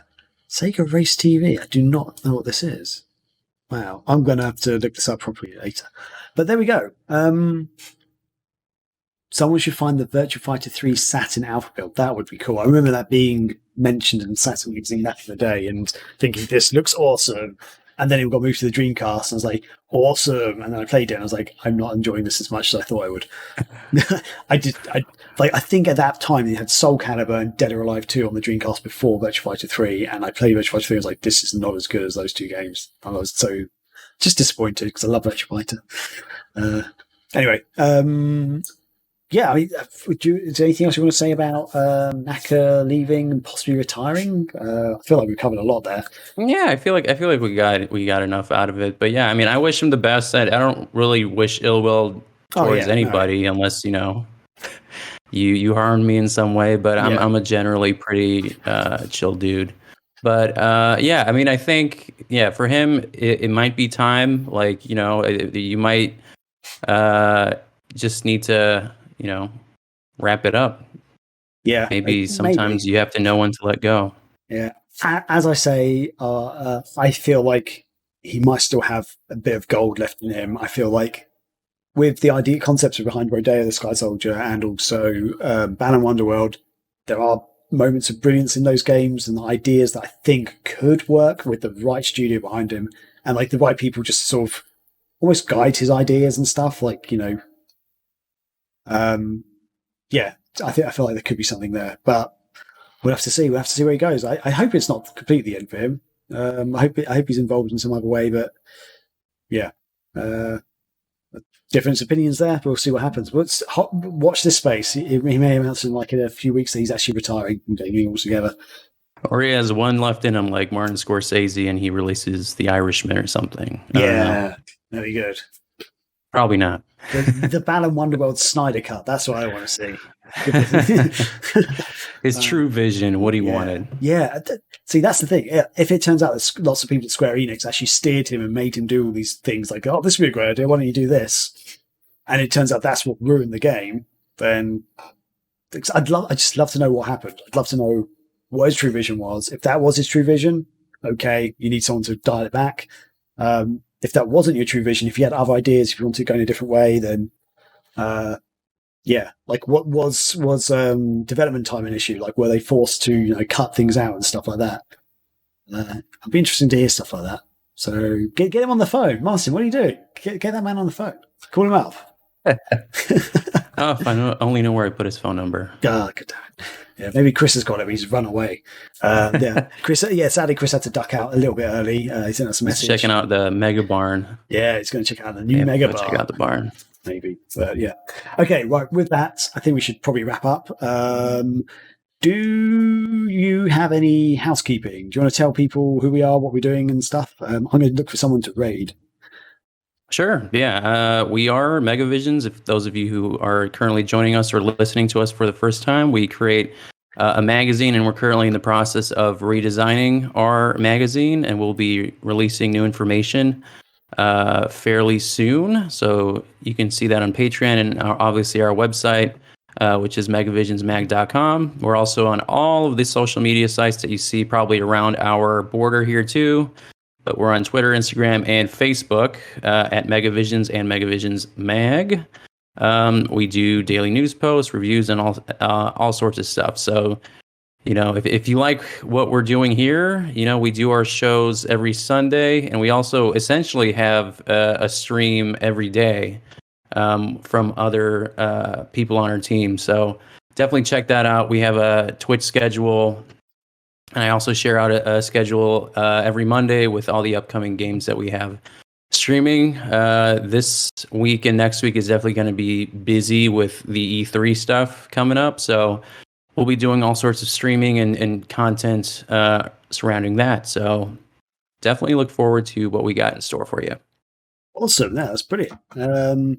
And I just looked for someone to see if someone's playing Rodeo the Sky Soldier. No one is.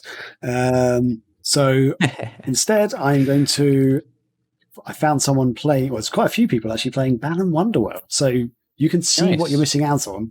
I had a few to choose from, but I chose someone called T. Roy Jenkins, which is just brilliant. Because I was actually thinking of Leroy Jenkins just the other day. If you don't know, Google, if you don't know what we're talking about, Google Leroy Jenkins on YouTube and you'll see one of the funniest original memes on the internet. It's so good. That is a throwback. Yeah, cool. Sorry, actually, I was semi-listening, but did you give out our socials and stuff, our social medias? Yep. Cool, perfect. Yeah. Yes, I did. Cool, awesome. Well, with that, thanks everyone for watching. Thanks for listening. Thanks for getting involved. Those in the chat. We've been Megavisions, and have a great week, everyone, and be excellent to each other. Bye.